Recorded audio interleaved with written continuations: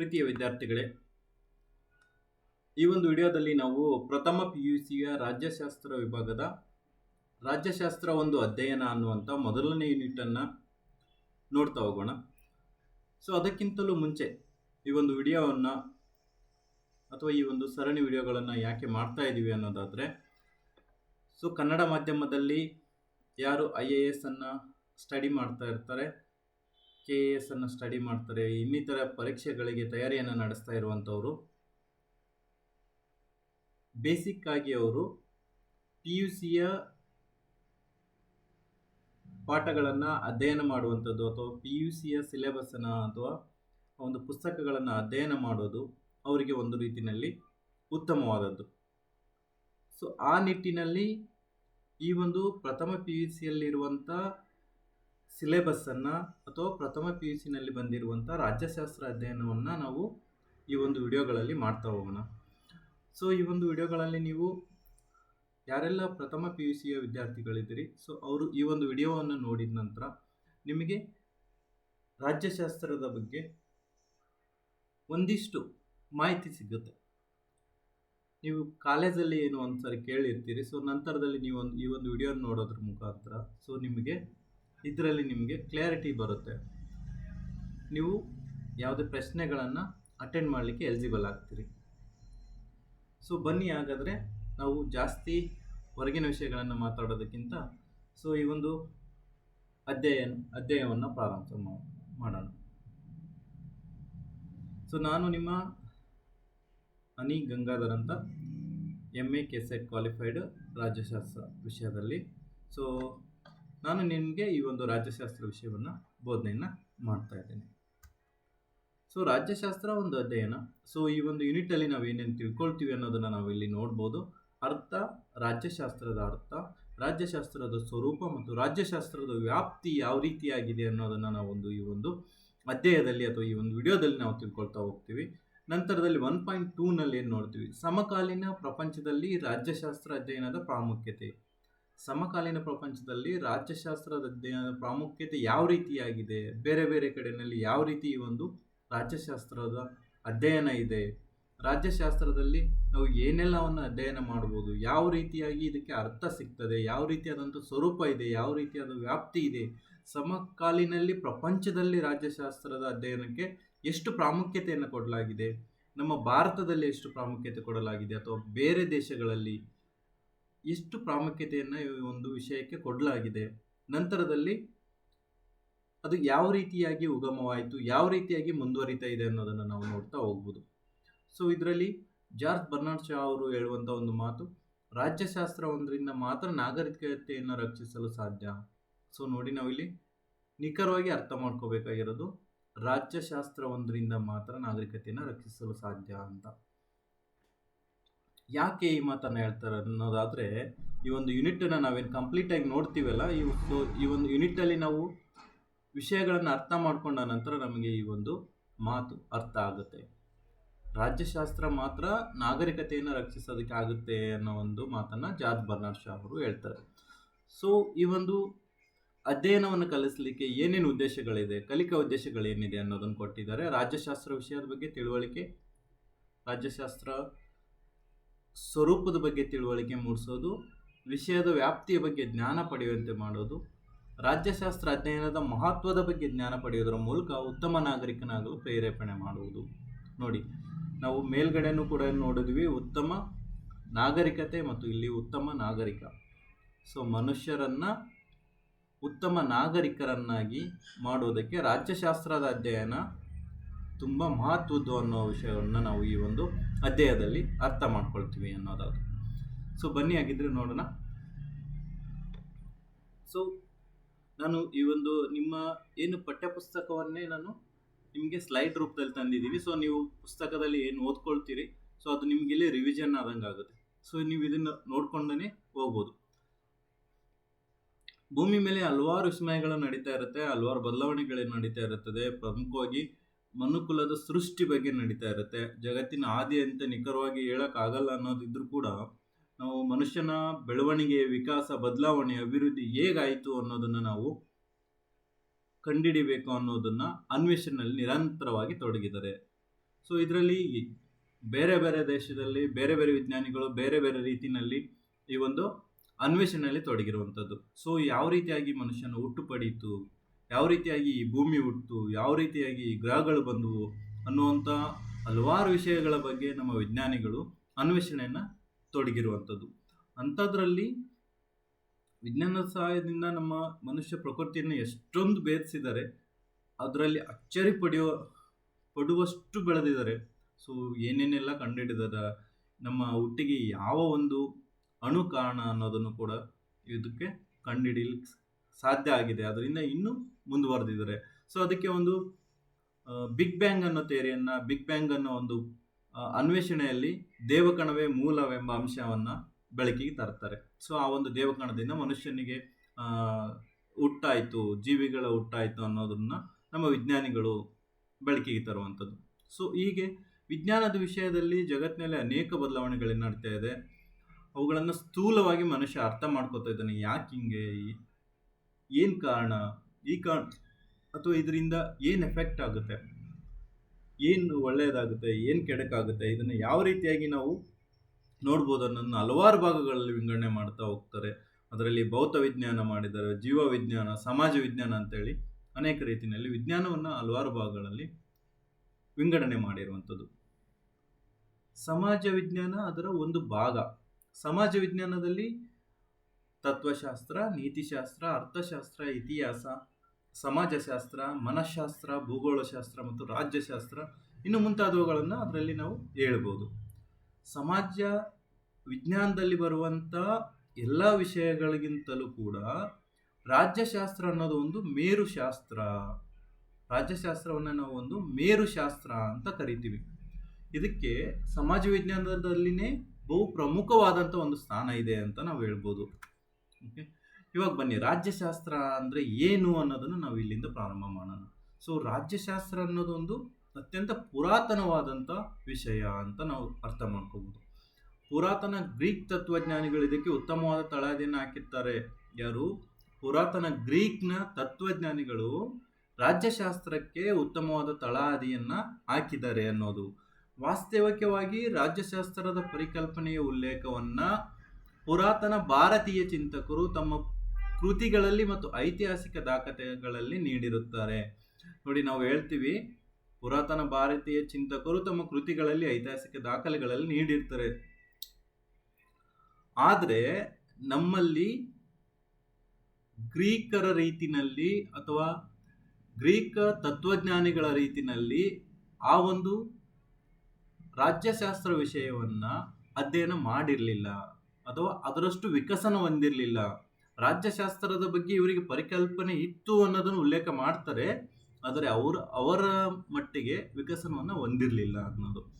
ನಮ್ಮಲ್ಲಿ ಯಾವ್ಯಾವ ಒಂದು ಶಾಸ್ತ್ರಗಳಲ್ಲಿ ಅಥವಾ ಯಾವ ಪುಸ್ತಕಗಳಲ್ಲಿ ಇದನ್ನ ಮೆನ್ಷನ್ ಮಾಡಿದ್ದಾರೆ ಅಂತ ನೋಡೋದಾದರೆ, ಕೌಟಿಲ್ಯನ ಅರ್ಥಶಾಸ್ತ್ರದಲ್ಲಿ, ಕಮಾಂಡಕನ ನೀತಿಶಾಸ್ತ್ರದಲ್ಲಿ ರಾಜ್ಯಾಡಳಿತದ ಬಗ್ಗೆ ಉಲ್ಲೇಖವಿದೆ. ಕೌಟಿಲ್ಯನ ಅರ್ಥಶಾಸ್ತ್ರದಲ್ಲಿ ಅಂತ, ಕೌಟಿಲ್ಯನ ಅರ್ಥಶಾಸ್ತ್ರ ನಿಮ್ಗೆ ಗೊತ್ತು. ಸಮಾಜ ವಿಜ್ಞಾನದಲ್ಲಿ ಈ ಒಂದು ಅರ್ಥಶಾಸ್ತ್ರ ಅನ್ನೋದು ಕೂಡ ಒಂದು ಶಾಸ್ತ್ರ, ಅದು ಒಂದು ವಿಷಯ. ರಾಜ್ಯಶಾಸ್ತ್ರ ಒಂದು ವಿಷಯ. ಆದರೆ ಕೌಟಿಲ್ಯ ಅರ್ಥಶಾಸ್ತ್ರದ ಬಗ್ಗೆ ಯಥೇಚ್ಛವಾಗಿ ಬರೆದಿದ್ದ. ರಾಜ್ಯಾಡಳಿತದಲ್ಲಿ ಅರ್ಥಶಾಸ್ತ್ರದ ಬಗ್ಗೆ ಬರೆದಿದ್ದ. ಅದರಲ್ಲಿ ರಾಜ್ಯಶಾಸ್ತ್ರದ ವಿಷಯ ಇತ್ತು ಅನ್ನೋದನ್ನ ಇಲ್ಲಿ ಮೆನ್ಷನ್ ಮಾಡ್ತಾ ಇರುವಂಥದ್ದು. ನಂತರದಲ್ಲಿ ಕಮಾಂಡಕನ ನೀತಿಶಾಸ್ತ್ರ. ಸೊ ಇವುಗಳಲ್ಲಿ ಅರ್ಥಶಾಸ್ತ್ರ ಆಗಿರ್ಬೋದು, ನೀತಿಶಾಸ್ತ್ರ ಆಗಿರ್ಬೋದು, ಇವುಗಳಲ್ಲಿ ರಾಜ ತಪ್ಪು ಮಾಡಿದವರಿಗೆ ಯಾವ ರೀತಿಯಾಗಿ ದಂಡನೆಯನ್ನು ನೀಡಬೇಕು, ಯಾವ ರೀತಿಯಾಗಿ ಅವರಿಗೆ ಶಿಕ್ಷೆಯನ್ನು ಪ್ರಕಟ ಮಾಡಬೇಕು, ಆಮೇಲೆ ರಾಜ್ಯಾಡಳಿತ ಯಾವ ರೀತಿ ನಡ್ಕೊಂಡು ಹೋಗ್ಬೇಕು, ಯಾರಿಂದ ಸಲಹೆಗಳನ್ನು ಪಡಿಬೇಕು ಅನ್ನುವಂಥ ಕೆಲವು ಮಾಹಿತಿಗಳನ್ನು ನೀಡಿದ್ದಾರೆ. ಯಥೇಚ್ಛವಾಗಿ ಅವರು ಯಾವುದಕ್ಕೆ ಒತ್ತನ್ನು ಕೊಟ್ಟಿದ್ದಾರೆ ಅನ್ನೋದಾದರೆ, ನೀತಿಗಳನ್ನು ಅಂದರೆ ಈ ಒಂದು ಶಿಕ್ಷೆಯನ್ನು ಪ್ರಕಟಿಸುವುದಕ್ಕೆ ಮತ್ತು ಆ ರೀತಿಯಾದಂಥ ಒಂದು ಶಾಸ್ತ್ರಕ್ಕೆ ಯಥೇಚ್ಛವಾದಂಥ ಒಂದು ಪ್ರಾಮುಖ್ಯತೆಯನ್ನು ಕೊಟ್ಟಿರುವಂಥದ್ದು. ಸೊ ನಂತರದಲ್ಲಿ ಹೇಳ್ತಾರೆ, ಋಗ್ವೇದ, ಯಜುರ್ವೇದ, ಶುಕ್ರನೀತಿ, ಮನುಸ್ಮೃತಿ ಮುಂತಾದ ಪ್ರಾಚೀನ ಗ್ರಂಥಗಳಲ್ಲಿ ಭಾರತೀಯರು ಗ್ರೀಕರಿಗಿಂತ ಮೊದಲೇ ರಾಜ್ಯಶಾಸ್ತ್ರದ ಬಗೆಗೆ ಅಪಾರವಾದ ಜ್ಞಾನವನ್ನು ಹೊಂದಿದ್ರು ಎಂಬುದು ತಿಳಿಯುತ್ತದೆ. ನಾವು ಭಾರತೀಯರಿಗೆ ನಮಗೆ ಒಂದು ಹೆಮ್ಮೆ ಇದೆ, ಈ ರೀತಿಯಾಗಿ ಅವರು ತಿಳ್ಕೊಂಡಿದ್ರು, ಭಾರತೀಯರಿಗೂ ಅದೊಂದು ಐಡಿಯಾ ಇತ್ತು ಅಂತ. ಸೊ ಇದೇ ನಿಟ್ಟಿನಲ್ಲಿ ನಾವು ನೋಡೋದಾದರೆ ಗೌತಮ ಬುದ್ಧರು ಒಂದು ಸಂಘವನ್ನು ಸ್ಥಾಪನೆ ಮಾಡಿ ಆ ಸಂಘದ ರೀತಿ ನೀತಿಗಳು, ಅವರು ಮಾಡುವಂಥ ಕಾರ್ಯಚಟುವಟಿಕೆಗಳು ಪ್ರಸ್ತುತವಾಗಿ ಜಗತ್ತಿನಲ್ಲಿ ಇರುವಂತಹ ಪ್ರಜಾಪ್ರಭುತ್ವಕ್ಕೆ ಸಮಾನವಾದಂಥ ಅಥವಾ ಅವರ ಕೊಡುಗೆ ಅಂತಲೂ ಕೂಡ ನಾವು ಹೇಳ್ಬೋದಾಗಿದೆ. ಅವತ್ತಿನ ಮಟ್ಟಿಗೆನೆ ಕ್ರಿಸ್ತಪೂರ್ವ 5-6ನೇ ಶತಮಾನದಲ್ಲಿ ಅವರು ಪ್ರಸ್ತುತವಾಗಿ ನಾವೇನು ಚುನಾವಣೆಗಳನ್ನು ನಡೆಸೋದಾಗಿರ್ಬೋದು, ಅದಕ್ಕೆ ಸಂಬಂಧಿಸಿದ ರೀತಿಯಾಗಿರ್ಬೋದು, ಪ್ರಜಾಪ್ರಭುತ್ವ ತತ್ವಗಳನ್ನು ಅಂದಿನ ದಿನಗಳಲ್ಲಿ ಗೌತಮ ಬುದ್ಧರು ತಮ್ಮ ಸಂಘಗಳಲ್ಲಿ ಅಳವಡಿಸ್ಕೊಂಡಿದ್ರು ಅನ್ನೋದನ್ನು ಕೂಡ ನಾವು ತಿಳ್ಕೊಬೇಕಾಗುತ್ತೆ ಸ್ನೇಹಿತರೆ. ಸೊ ಹೀಗಾಗಿ ಗ್ರೀಕರಿಗಿಂತಲೂ ಮೊದಲೇ ನಮ್ಮ ಭಾರತೀಯರಿಗೂ ಕೂಡ ಈ ಒಂದು ರಾಜ್ಯಶಾಸ್ತ್ರ ವಿಷಯದ ಬಗ್ಗೆ ಜ್ಞಾನ ಇತ್ತು ಅನ್ನೋದನ್ನು ನಾವು ಒಪ್ಕೊಳ್ಬೇಕಾಗುತ್ತೆ. ಈ ಮೇಲೆ ನಾನು ನಿಮ್ಗೆ ಹೇಳಿದೆ ಅರ್ಥಶಾಸ್ತ್ರ, ನೀತಿಶಾಸ್ತ್ರ, ಇವುಗಳಲ್ಲಿ ರಾಜನೀತಿ ಪ್ರಜ್ಞೆಗಿಂತ ಧಾರ್ಮಿಕ ಪ್ರಜ್ಞೆ ಹೆಚ್ಚಾಗಿ ಕಂಡು ಬರ್ತಾ ಇತ್ತು. ಪ್ರಸ್ತುತವಾಗಿ ಕೂಡ ನೀವು ನೋಡ್ತಾ ಇದ್ದೀರಿ, ನಮ್ಮ ದೇಶಗಳಲ್ಲಿ ಧಾರ್ಮಿಕ ವಿಚಾರಗಳಿಗೆ ಯಥೇಚ್ಛವಾದಂಥ ಒಂದು ಪ್ರಾಮುಖ್ಯತೆಯನ್ನು ಕೊಡ್ತಾರೆ. ಸೊ ಆ ರೀತಿಯಾಗಿ ಅವಾಗಲೂ ಕೂಡ ಧಾರ್ಮಿಕ ಪ್ರಜ್ಞೆ ಈ ಒಂದು ವಿಷಯಗಳಲ್ಲಿ ಜಾಸ್ತಿ ಇತ್ತು. ರಾಜ್ಯಶಾಸ್ತ್ರದ ಅಧ್ಯಯನ ಸುವ್ಯವಸ್ಥಿತ ಹೊತ್ತು ಕ್ರಮಬದ್ಧವಾಗಿರಲಿಲ್ಲ. ರಾಜ್ಯಶಾಸ್ತ್ರ ಅನ್ನೋದು ಸ್ವಲ್ಪ ಮಟ್ಟಿಗೆ ಸೇರಿಸಿದ್ರು ಅನ್ನೋದನ್ನು ನಾವು ಅರ್ಥ ಮಾಡ್ಕೋಬೋದು. ರಾಜ್ಯಶಾಸ್ತ್ರವನ್ನು ಮೊದಲಿಗೆ ಯಾರು ಕ್ರಮಬದ್ಧವಾಗಿ ಅಧ್ಯಯನ ಮಾಡಿರೋದಂದರೆ ಅವರು ಗ್ರೀಕರು. ಅದರಲ್ಲಿ ಪ್ರಮುಖವಾಗಿ ಸಾಕ್ರೆಟಿಸ್ ಅನ್ನುವಂಥವ್ರು. ಸಾಕ್ರೆಟಿಸ್ ಅವರು 470ರಿಂದ 399ರಲ್ಲಿ ಬದುಕಿರ್ತಾರೆ. ಕ್ರಿಸ್ತಪೂರ್ವ 470ರಿಂದ 399. ಅವರು ರಾಜಕೀಯ ಚಿಂತನೆಗಳನ್ನು ಸಂವಾದದ ಮೂಲಕ, ಅಂದರೆ ಅವರು ಎಲ್ಲೇ ಹೋಗ್ಬಿಡೋದು, ಮಾರ್ಕೆಟಲ್ಲೇ ಹೋಗೋದು, ಇನ್ನೊಬ್ರು ಬರ್ತಾರೆ, ಅಲ್ಲಿ ಅವ್ರ ಜೊತೆಗೆ ಡಯಾಲೆಕ್ಟಿಕ್ ಅಂದರೆ ಸಂವಾದ ಮಾಡೋದು. ಇದು ಇದ್ದಿದ್ರೆ ಹಿಂಗೆ, ಈ ರೀತಿ ಆದರೆ ಹಿಂಗೆ, ಸೊ ಅದನ್ನು ಆ ರೀತಿ ಮಾಡಬೇಕು, ಇದು ಈ ರೀತಿ ಮಾಡಬೇಕು ಅನ್ನೋದನ್ನು ತಮ್ಮ ಸಂವಾದಗಳ ಮೂಲಕ ಅವರು ಹೇಳ್ಕೊಡ್ತಾ ಇದ್ರು. ರಾಜಕೀಯ ಚಿಂತನೆಗಳನ್ನು ಸಂವಾದದ ಮೂಲಕ ಹೇಳ್ಕೊಡ್ತಾರೆ. ಅವ್ರ ನಂತರದಲ್ಲಿ ಪ್ಲೇಟೋ ಅವರು ಬರ್ತಾರೆ. ಪ್ಲೇಟೋ ಅವರ ಕಾಲ ಬಂದು ಕ್ರಿಸ್ತಪೂರ್ವ 427ರಿಂದ 347. ಪ್ಲೇಟೋ ಅವರು ತಮ್ಮ ಒಂದು ಪುಸ್ತಕ ದಿ ರಿಪಬ್ಲಿಕ್ನಲ್ಲಿ ರಾಜಕೀಯ ಚಿಂತನೆಗಳನ್ನು ಅವರು ಅದರಲ್ಲಿ ಬರೀತಾರೆ. ಅದರ ನಂತರದಲ್ಲಿ ಗ್ರೀಸ್ನ ಅರಿಸ್ಟಾಟಲ್ ಅನ್ನೋರು ಬರ್ತಾರೆ. ಅರಿಸ್ಟಾಟಲ್ ಅವ್ರದ್ದು ಕ್ರಿಸ್ತಪೂರ್ವ 384ರಿಂದ 322. ಅವರು ತಮ್ಮ ದಿ ಪಾಲಿಟಿಕ್ಸ್ನಲ್ಲಿ, ನೋಡಿ ಇದನ್ನು ನೆನ್ಪಿಟ್ಕೊಳ್ಳಿ, ಪ್ಲೇಟೋ ಅವರ ಕೃತಿ ದಿ ರಿಪಬ್ಲಿಕ್, ಅರಿಸ್ಟಾಟಲ್ ಅವರ ಕೃತಿ ದಿ ಪಾಲಿಟಿಕ್ಸ್. ಫಸ್ಟ್ ಟೈಮಿಗೆ ಯಾರಾದರೂ ಒಂದು ರಾಜ್ಯಶಾಸ್ತ್ರವನ್ನು ವೈಜ್ಞಾನಿಕ ತಳಹದಿ ನೀಡಿ ಅಧ್ಯಯನ ಮಾಡಿರೋದು ಯಾರಾದರೂ ಇದ್ದರೆ ಅವರು ಅರಿಸ್ಟಾಟಲ್ ಅಂತ ಕರಿತೀವಿ. ಅರಿಸ್ಟಾಟಲ್ ಅವರು ಬಂದು ರಾಜ್ಯಶಾಸ್ತ್ರವನ್ನು ವೈಜ್ಞಾನಿಕ ತಳಹದಿಯನ್ನು ನೀಡಿ ರಾಜ್ಯಶಾಸ್ತ್ರದ ಇತರ ಸಮಾಜಶಾಸ್ತ್ರಗಳಲ್ಲಿ ಉತ್ಕೃಷ್ಟ ವಿಜ್ಞಾನ ಅಂತ ಕರೀತಾರೆ. ಸೊ ಅದನ್ನು ವೈಜ್ಞಾನಿಕ ತಳಹದಿಯ ಮೇಲೆ ಅದು ಒಂದು ಅಧ್ಯಯನವನ್ನು ಮಾಡ್ತಾರೆ. ಅರಿಸ್ಟಾಟಲ್ ಅವರು ರಾಜ್ಯಶಾಸ್ತ್ರವನ್ನು ಮೊಟ್ಟ ಮೊದಲ ಬಾರಿಗೆ ಕ್ರಮಬದ್ಧವಾಗಿ ಮತ್ತು ಸುವ್ಯವಸ್ಥಿತವಾಗಿ ಅಧ್ಯಯನ ಮಾಡೋದ್ರಿಂದ ಅವ್ರನ್ನ ನಾವು ರಾಜ್ಯಶಾಸ್ತ್ರದ ಪಿತಾಮಹ ಅಂತ ಕರಿತೀವಿ. ರಾಜ್ಯಶಾಸ್ತ್ರದ ಪಿತಾಮಹ ಅಂತ ಯಾರನ್ನು ಕರಿತೀವಿ ಅಂತ ಹೇಳಿದ್ರೆ ಅರಿಸ್ಟಾಟಲ್ ಅವ್ರನ್ನ ಕರಿತೀವಿ. ಯಾಕೆ ಕರಿತೀವಿ? ಅವರು ರಾಜ್ಯಶಾಸ್ತ್ರಕ್ಕೆ ಪ್ರಪ್ರಥಮವಾಗಿ ವೈಜ್ಞಾನಿಕ ತಳಹದಿಯನ್ನು ನೀಡಿದರು. ರಾಜ್ಯಶಾಸ್ತ್ರವನ್ನು ಇತರ ಸಮಾಜಶಾಸ್ತ್ರಗಳಲ್ಲಿ ಉತ್ಕೃಷ್ಟ ವಿಜ್ಞಾನ ಅಂತ ಕರೆದ್ರು. ಸೊ ಆ ಒಂದು ನಿಟ್ಟಿನಲ್ಲಿ ನಂತರದಲ್ಲಿ ಕ್ರಮಬದ್ಧವಾಗಿ ಮತ್ತು ಸುವ್ಯವಸ್ಥಿತವಾಗಿ ಅಧ್ಯಯನ ಮಾಡಿ ರಾಜ್ಯಶಾಸ್ತ್ರ ಅನ್ನೋ ವಿಷಯನ ಮೇರು ಕೃತಿಗೆ ತಂದರು, ಅಥವಾ ಅದನ್ನು ಮುನ್ನೆಲೆಗೆ ತಂದಿರೋದರಿಂದ ಅವ್ರನ್ನ ನಾವು ರಾಜ್ಯಶಾಸ್ತ್ರದ ಪಿತಾಮಹ ಅಂತ ಕರಿತೀವಿ. ನೆನ್ಪಿಟ್ಕೊಳ್ಳಿ, ಅರಿಸ್ಟಾಟಲ್ ಅವ್ರನ್ನ ನಾವು ರಾಜ್ಯಶಾಸ್ತ್ರದ ಪಿತಾಮಹ ಅಂತ ಕರಿತೀವಿ. ಸಾಕ್ರೆಟಿಸ್, ಪ್ಲೇಟೋ ಮತ್ತು ಅರಿಸ್ಟಾಟಲ್ರನ್ನ ನಾವು ಗ್ರೀಕ್ನ ತತ್ವಜ್ಞಾನಿ ತ್ರಿಮೂರ್ತಿಗಳು, ಅಂದರೆ ಸಾಕ್ರೆಟಿಸ್ ಅವರ ಶಿಷ್ಯ ಪ್ಲೇಟೋ, ಪ್ಲೇಟೋ ಅವರ ಶಿಷ್ಯ ಅರಿಸ್ಟಾಟಲ್ ಅವರು. ಸೊ ಹಾಗಾಗಿ ನಾವು ಸಾಕ್ರೆಟಿಸ್, ಪ್ಲೇಟೋ ಮತ್ತು ಅರಿಸ್ಟಾಟಲ್ರನ್ನ ನಾವು ಗ್ರೀಕ್ನ ತತ್ವಜ್ಞಾನಿ ತ್ರಿಮೂರ್ತಿಗಳು ಅಂತ ಕರಿತೀವಿ. ಆಧುನಿಕ ಕಾಲದಲ್ಲಿ ರಾಜ್ಯಶಾಸ್ತ್ರನ ಇಟಲಿಯ ಮೆಕ್ಯಾವೆಲ್ಲಿ ಅನ್ನೋರು ಬರ್ತಾರೆ. ಇಟಲಿಯ ಮೆಕ್ಯಾವೆಲ್ಲಿ ಅವರ ಕೃತಿ ಬಂದು ದಿ ಪ್ರಿನ್ಸ್. ಅದರಲ್ಲಿ ಮತ್ತಷ್ಟು ಸರ್ವಶ್ರೇಷ್ಠ ಅಧ್ಯಯನವನ್ನಾಗಿ ಮಾಡ್ತಾರೆ. ನೋಡಿ, ಯಾವುದೇ ಒಂದು ವಿಷಯ ಅಥವಾ ಯಾವುದೇ ಒಂದು ಶಾಸ್ತ್ರವನ್ನು ಮೊದಲು ಪ್ರಾರಂಭಿಸಿದ ನಂತರ ಅದನ್ನು ಬೆಳವಣಿಗೆ ಆಗ್ತಾ ಹೋಗ್ತದೆ, ವಿಕಸನ ಆಗ್ತಾ ಹೋಗ್ತದೆ. ಅದರಲ್ಲಿ ಇನ್ನಷ್ಟು ಐಡಿಯಾಗಳನ್ನು, ಯೋಚನೆಗಳನ್ನು, ವಿವೇಚನೆಗಳನ್ನು ಸೇರಿಸ್ತಾ ಹೋಗ್ತಾರೆ. ಆ ರೀತಿಯಾಗಿ ಅವರ ನಂತರದಲ್ಲಿ ಬಂದಿರುವಂಥ ಇಟಲಿಯ ಮೆಕ್ಯಾವೆಲ್ಲಿ ಎನ್ನುವಂಥ ಒಬ್ಬ ಸ್ಕಾಲರ್ ಏನು ಮಾಡ್ತಾರೆ, ದಿ ಪ್ರಿನ್ಸ್ ಅನ್ನೋ ಕೃತಿನಲ್ಲಿ ರಾಜ್ಯಶಾಸ್ತ್ರವನ್ನು ಮತ್ತಷ್ಟು ಸರ್ವಶ್ರೇಷ್ಠ ಅಧ್ಯಯನವನ್ನಾಗಿ ಮಾಡ್ತಾರೆ ಅಂತ. ನಂತರದಲ್ಲಿ ಬನ್ನಿ, ಈಗ ರಾಜ್ಯಶಾಸ್ತ್ರ ಅಂದರೆ ಏನು? ರಾಜ್ಯಶಾಸ್ತ್ರ ಓಕೆ, ಇಷ್ಟೆಲ್ಲ ಆಗಿದೆ, ಸಮಾಜ ವಿಜ್ಞಾನದಲ್ಲಿನೇ ಒಂದು ಮೇರುಕೃತಿ, ಅದನ್ನೆಲ್ಲ ಒಪ್ಕೊಳ್ಳೋಣ. ರಾಜ್ಯಶಾಸ್ತ್ರ ಅಂದರೆ ಏನು ಅಂತ ನಾವು ಇವಾಗ ಅರ್ಥ ಮಾಡ್ಕೋಬೇಕಾಗಿದೆ. ರಾಜ್ಯಶಾಸ್ತ್ರವು ಗ್ರೀಕ್ ಪದವಾದ ಪಾಲಿಸ್ನಿಂದ ಬಂದಿದೆ. ನೋಡಿ, ಇವುಗಳನ್ನು ನಿಮ್ಮ ಪರೀಕ್ಷೆನಲ್ಲಿ ಕೇಳ್ತಾರೆ 1 ಮಾರ್ಕ್ಗೆ. ರಾಜ್ಯಶಾಸ್ತ್ರ ಗ್ರೀಕ್ ಪದವಾದ ಪಾಲಿಸ್ನಿಂದ ಬಂದಿದೆ. ಯಾವ ಪದದಿಂದ? ಪಾಲಿಸ್ ಅನ್ನೋ ಪದದಿಂದ ಬಂದಿದೆ. ಪಾಲಿಸ್ ಅಂದರೆ ಏನು? ನಗರ ರಾಜ್ಯ. ಪಾಲಿಸ್ ಪದದ ಅರ್ಥ ನಗರ ರಾಜ್ಯ ಅಂತ. ಮೂಲತಃ ಪಾಲಿಸ್ ಪದ ಆಂಗ್ಲ ಪದ ಆಗಿದ್ದು ಪಾಲಿಟಿಕ್ಸ್ ಎಂಬುದಾಗಿದ್ದು ಲ್ಯಾಟಿನ್ ಪದವಾದ ಪೊಲಿಟಿಕಸ್ನ ಮೂಲವಾಗಿದೆ. ನೋಡಿ, ಲ್ಯಾಟಿನ್ ಪದ ಪೊಲಿಟಿಕಸ್ನ ಮೂಲ. ಪಾಲಿಸ್ ಅನ್ನೋದು ಆಂಗ್ಲ ಪದ, ಪಾಲಿಟಿಕ್ಸ್ ಎಂಬುದಾಗಿದೆ. ಪಾಲಿಟಿಕ್ಸ್ ಅಂದರೆ ನಾವು ಇವಾಗ ಕರಿತೀವಿ ರಾಜಕೀಯ ಅಂತ ಅಲ್ವಾ? ಸೊ ಹಾಗೆ ಪೊಲಿಟಿಕಲ್ ಸೈನ್ಸ್, ರಾಜಕೀಯ ಶಾಸ್ತ್ರ, ರಾಜ್ಯಶಾಸ್ತ್ರ ಅನ್ನೋದು ನಾವೇನು ಕರಿತೀವಿ. ಸೊ ಪಾಲಿಸ್ ಪದದ ಅರ್ಥ ನಗರ ರಾಜ್ಯ ಎಂದರ್ಥ. ಪಾಲಿಸ್ ಪದ ಆಂಗ್ಲ ಪದವಾದ ಪಾಲಿಟಿಕ್ಸ್ ಎಂಬುದಿದೆ, ಅದರ ಲ್ಯಾಟಿನ್ ಪದ ಪಾಲಿಟಿಕಸ್ನ ಮೂಲ ಅಂತ ನಾವು ಅರ್ಥ ಮಾಡ್ಕೊಳ್ಬೇಕು. ಗ್ರೀಕ್ ತತ್ವಜ್ಞಾನಿಗಳ ಪ್ರಕಾರ ರಾಜ್ಯಶಾಸ್ತ್ರವು ನಗರ ರಾಜ್ಯಗಳ ಮತ್ತು ಅವುಗಳ ಪ್ರಾಯೋಗಿಕ ಹಾಗೂ ತಾತ್ವಿಕ ಅಂಶಗಳ ಅಧ್ಯಯನ. ನೋಡಿ, ಅರ್ಥ ಮಾಡ್ಕೊಳ್ಳಿ, ನಗರ ರಾಜ್ಯಗಳ ಮತ್ತು ಅವುಗಳ ಪ್ರಾಯೋಗಿಕ ಹಾಗೂ ತಾತ್ವಿಕ ಅಂಶಗಳ ಅಧ್ಯಯನವಾಗಿದೆ. ರಾಜ್ಯಶಾಸ್ತ್ರ ಏನಾಗಿದೆ ಅಂದರೆ ನಗರ ರಾಜ್ಯಗಳ ಮತ್ತು ಅವುಗಳ ಪ್ರಾಯೋಗಿಕ ಮತ್ತು ತಾತ್ವಿಕ ಅಂಶಗಳು ಅಂತ. ಅಂದರೆ ಆ ನಗರ ರಾಜ್ಯಗಳು ಅಂದರೆ ನಿಮಗೆ ನೀವು ಓದಿರ್ತೀರಿ, ಸ್ಪಾಟ, ಅಥೆನ್ಸ್ ಅಂತ ಎಲ್ಲ ಬರ್ತವೆ ಗ್ರೀಕ್ನ.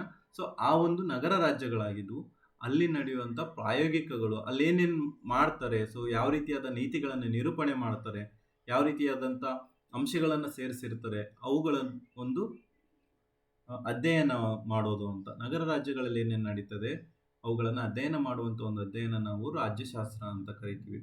ಅರಿಸ್ಟಾಟಲ್ ಅವರು ರಾಜ್ಯಶಾಸ್ತ್ರವನ್ನು ನಿಸ್ಸಂದೇಹವಾಗಿ ವಿಜ್ಞಾನವಾಗಿದೆ ಅಂತ ಕರೆದ್ರು. ಅರಿಸ್ಟಾಟಲ್ ಅವರು ರಾಜ್ಯಶಾಸ್ತ್ರನ ನಿಸ್ಸಂದೇಹವಾಗಿ ವಿಜ್ಞಾನವಾಗಿದೆ ಅಂತ ಕರೆದ್ರು. ಆ ರೀತಿ ಹೇಳಿದವರಲ್ಲಿ ಮೊದಲಿಗರು ಅರಿಸ್ಟಾಟಲ್ ಅವರು. ನಂತರದಲ್ಲಿ ಪೆಡ್ರಿಕ್ ಪೊಲಾಕ್ ಅನ್ನೋರು ಬರ್ತಾರೆ. ಇವರು ಒಬ್ಬ ಡಚ್ ಸ್ಕಾಲರ್. ಸೊ ಅರಿಸ್ಟಾಟಲ್ರಿಂದನೇ ರಾಜ್ಯಶಾಸ್ತ್ರ ಆರಂಭ ಆಯಿತು ಅಂತ ಹೇಳ್ತಾರೆ. ಸೊ ಪೆಡ್ರಿಕ್ ಪೊಲಾಕ್ ಅವರು ಯಾಕೆ ಆ ರೀತಿ ಹೇಳಿದರು? ನಾವು ಇದಕ್ಕೂ ಮುಂಚೆನೇ ನೋಡಿದ್ವಿ. ಅರಿಸ್ಟಾಟಲ್ ಅವ್ರನ್ನ ನಾವು ರಾಜ್ಯಶಾಸ್ತ್ರದ ಪಿತಾಮಹ ಅಂತ ಕರೆದ್ವಿ. ಯಾಕೆ ಅಂದರೆ ಅವರು ವೈಜ್ಞಾನಿಕ ತಳಹದಿಯನ್ನು ನೀಡಿದರು, ಕ್ರಮಬದ್ಧವಾಗಿ ಅಧ್ಯಯನವನ್ನು ಮಾಡಿದ್ರು. ಸೊ ಹಾಗಾಗಿ ಅವರು ಅರಿಸ್ಟಾಟಲ್ ಅವರಿಂದನೇ ರಾಜ್ಯಶಾಸ್ತ್ರ ಅನ್ನೋ ವಿಷಯ ಪ್ರಾರಂಭ ಆಯಿತು ಅಂತೇಳಿ ಪೆಡ್ರಿಕ್ ಪೊಲಾಕ್ ಅವರು ಹೇಳ್ತಾರೆ. ಪೆಡ್ರಿಕ್ ಪೊಲಾಕ್ ಅವರು ಡಚ್ ಸ್ಕಾಲರ್ ಆಗಿದ್ದು, ಸೊ ಅವರು ಈ ಒಂದು ವಿಷಯದ ಬಗ್ಗೆ ಅರಿಸ್ಟಾಟಲ್ ಅವರಿಂದನೇ ಪ್ರಾರಂಭ ಆಯಿತು ಅನ್ನೋದನ್ನು ಹೇಳ್ತಾ ಇರುವಂಥದ್ದು. ಪುರಾತನ ಗ್ರೀಕ್ ನಗರ ರಾಜ್ಯಗಳು ಆಧುನಿಕ ಕಾಲದಲ್ಲಿರುವಂತೆ ವಿಶಾಲವಾದ ರಾಜ್ಯಗಳಾಗಿರಲಿಲ್ಲ. ನೋಡಿ, ಇವಾಗ ಎಲ್ಲ ಬೆಳವಣಿಗೆ ಆಗಿಬಿಟ್ಟು ಬೆಟ್ಟ ಗುಡ್ಡಗಳನ್ನು ಬಿಡದಿರ ಎಲ್ಲ ಕಡೆಗಳೆಲ್ಲ ಆವರಿಸ್ಕೊಂಡಿದ್ದೀವಿ. ಮುಂಚೆ ಗ್ರೀಕ್ ನಗರ ರಾಜ್ಯಗಳು ದೊಡ್ಡದಾಗಿರಲಿಲ್ಲ, ವಿಶಾಲವಾದ ಅಂದರೆ ತುಂಬ ದೊಡ್ಡದಾಗಿರುವಂಥದ್ದು ಇರಲಿಲ್ಲ. ಇವು ಬೆಟ್ಟ ಗುಡ್ಡಗಳು, ಕಣಿವೆಗಳು, ನದಿ ಸರೋವರಗಳಿಂದ ಕೂಡಿತ್ತು. ಸುತ್ತ ಎಲ್ಲ ಬೆಟ್ಟ ಗುಡ್ಡಗಳಿದ್ದು, ಕಣಿವೆಗಳಿತ್ತು, ನದಿಗಳಿತ್ತು, ಸರೋವರಗಳಿದ್ದು, ಅವುಗಳಿಂದ ಸುತ್ತುವರೆದಿರುವಂಥವು ಕೆಲವು ರಾಜ್ಯಗಳಾಗಿದ್ದವು, ನಗರ ರಾಜ್ಯಗಳಾಗಿದ್ದವು. ಆವಾಗ ಬೇರೆ ಬೇರೆ ನಗರ ರಾಜ್ಯಗಳ ನಡುವೆ ಸಂಪರ್ಕದ ಕೊರತೆ ಇತ್ತು. ಸೀಮಿತ ಚೌಕಟ್ಟಿನಲ್ಲಿ ತಮ್ಮಲ್ಲಿ ಸಿಗುವಂಥ ಏನೆಲ್ಲ ಸೌಕರ್ಯ ಇತ್ತು ಅದನ್ನು ಬಳಸ್ಕೊಂಡು ಅಲ್ಲಿರುವಂಥ ರಾಜ್ಯಗಳು ಅಂದಿನ ಮಟ್ಟಿಗೆ ಸುವ್ಯವಸ್ಥಿತವಾಗಿತ್ತು. ಒಂದು ಮಟ್ಟಿಗೆ ಅದು ಒಂದೊಂದು ನಗರ ರಾಜ್ಯಗಳು ಒಂದೊಂದು ರೀತಿಯಾದ ಕಾರ್ಯವನ್ನು ನಿರ್ವಹಿಸ್ತಾ ಇರುವಂಥದ್ದು. ಅಂದರೆ ಇವಾಗ ನೋಡಿ, ಇಲ್ಲಿರುವಂಥ ವ್ಯವಸ್ಥೆ ಅಥವಾ ಇಲ್ಲಿರುವಂಥ ನೀತಿ ರೀತಿಗಳನ್ನು ಇನ್ನೊಂದಕ್ಕೆ ರಾಜ್ಯಕ್ಕೆ ಕೊಡೋದು ಮತ್ತು ಅಲ್ಲಿರುವಂಥ ಅಂಶಗಳನ್ನು ಇಲ್ಲಿ ತಗೊಳ್ಳುವಂಥ ವ್ಯವಸ್ಥೆ ಇರಲಿಲ್ಲ ಅಂತ ಇವ್ರು ಹೇಳ್ತಾ ಇರೋದು. ಅಂದರೆ ಆವಾಗ ಸಂಪರ್ಕದ ಕೊರತೆ ಇತ್ತು, ಸಾರಿಗೆ ಕೊರತೆ ಇತ್ತು, ಹಾಗಾಗಿ ಬೇರೆ ರಾಜ್ಯದ ಜೊತೆಗೆ ಬೆರೆಯೋದಕ್ಕಾಗ್ತಾ ಇರಲಿಲ್ಲ ಅನ್ನುವಂಥ ಮಾತುಗಳನ್ನು ಹೇಳ್ತಾ ಇರುವಂಥದ್ದು. ನಂತರದಲ್ಲಿ ಪ್ರಮುಖವಾಗಿದ್ದಂಥ ಗ್ರೀಕ್ ನಗರ ರಾಜ್ಯಗಳಂದರೆ ಸ್ಪಾಟ, ಅಥೆನ್ಸ್, ಸ್ಟ್ರಾಗಿರಾ ಮತ್ತು ಮ್ಯಾಸಿಡೋನಿಯಾ ಅಂತ ಬರುತ್ತೆ. ಸೊ ಇವುಗಳಲ್ಲಿ ಸ್ಪಾಟದಲ್ಲಿ ಪ್ರತ್ಯಕ್ಷ ಪ್ರಜಾಪ್ರಭುತ್ವ ಅಂದರೆ ನಾವು ಕರಿತೀವಿ ಈಗ ಡೈರೆಕ್ಟ್ ಡೆಮೋಕ್ರಸಿ ಅಂತ ಕರಿತೀವಿ. ಪ್ರತ್ಯಕ್ಷ ಪ್ರಜಾಪ್ರಭುತ್ವ, ನೇರವಾಗಿ ಅದರಲ್ಲಿ ಪಾಲ್ಗೊಳ್ಳುವಂಥದ್ದು. ಮತ್ತು ಅಥೆನ್ಸ್ನಲ್ಲಿ ಪರೋಕ್ಷ ಪ್ರಜಾಪ್ರಭುತ್ವ, ಪರೋಕ್ಷ ಅಂದರೆ ಅವರ ಪರವಾಗಿ ರಿಪ್ರೆಸೆಂಟೇಟಿವ್ಗಳನ್ನು ಆಯ್ಕೆ ಮಾಡಿಬಿಟ್ಟು ಅದರ ಮೂಲಕ ಅವರು ಅದರಲ್ಲಿ ಭಾಗವಹಿಸುವಂಥದ್ದು ಅಂತ. ಬರ್ತಾ ಬರ್ತಾ ಏನಾಗುತ್ತೆ, ನಗರ ರಾಜ್ಯಗಳ ನಡುವೆ ಸಾರಿಗೆ ಸಂಪರ್ಕ ಉಂಟಾಗಿ ಜನರ ನಡುವೆ ಆಚಾರ ವಿಚಾರ ಸಂಸ್ಕೃತಿ ಪರಸ್ಪರ ವಿನಿಮಯ ಆಗಿ ಅವರಲ್ಲಿ ಏಕತಾ ಮನೋಭಾವನೆ ಮೂಡ್ತು. ಅಂದರೆ ಬೇರೆ ಬೇರೆ ರಾಜ್ಯಗಳಲ್ಲಿ ಸಾರಿಗೆ ಸಂಪರ್ಕ ಉಂಟಾದಾಗ ಅಲ್ಲಿರುವಂಥ ಜನರ ಆಚಾರಗಳು ವಿಚಾರಗಳು ಸಂಸ್ಕೃತಿಗಳು ವಿನಿಮಯ ಆಗುತ್ತೆ ಪರಸ್ಪರ. ಇಲ್ಲಿರೋದು ಅಲ್ಲಿಗೆ, ಅಲ್ಲಿರೋದು ಇಲ್ಲಿಗೆ, ಆ ರೀತಿಯಾಗಿ ವಿನಿಮಯ ಆಗಿ ಎಲ್ಲರಲ್ಲೂ ಏಕತಾ ಮನೋಭಾವನೆಯನ್ನು ಮೂಡುವಂತಾಯಿತು ಅಂತ.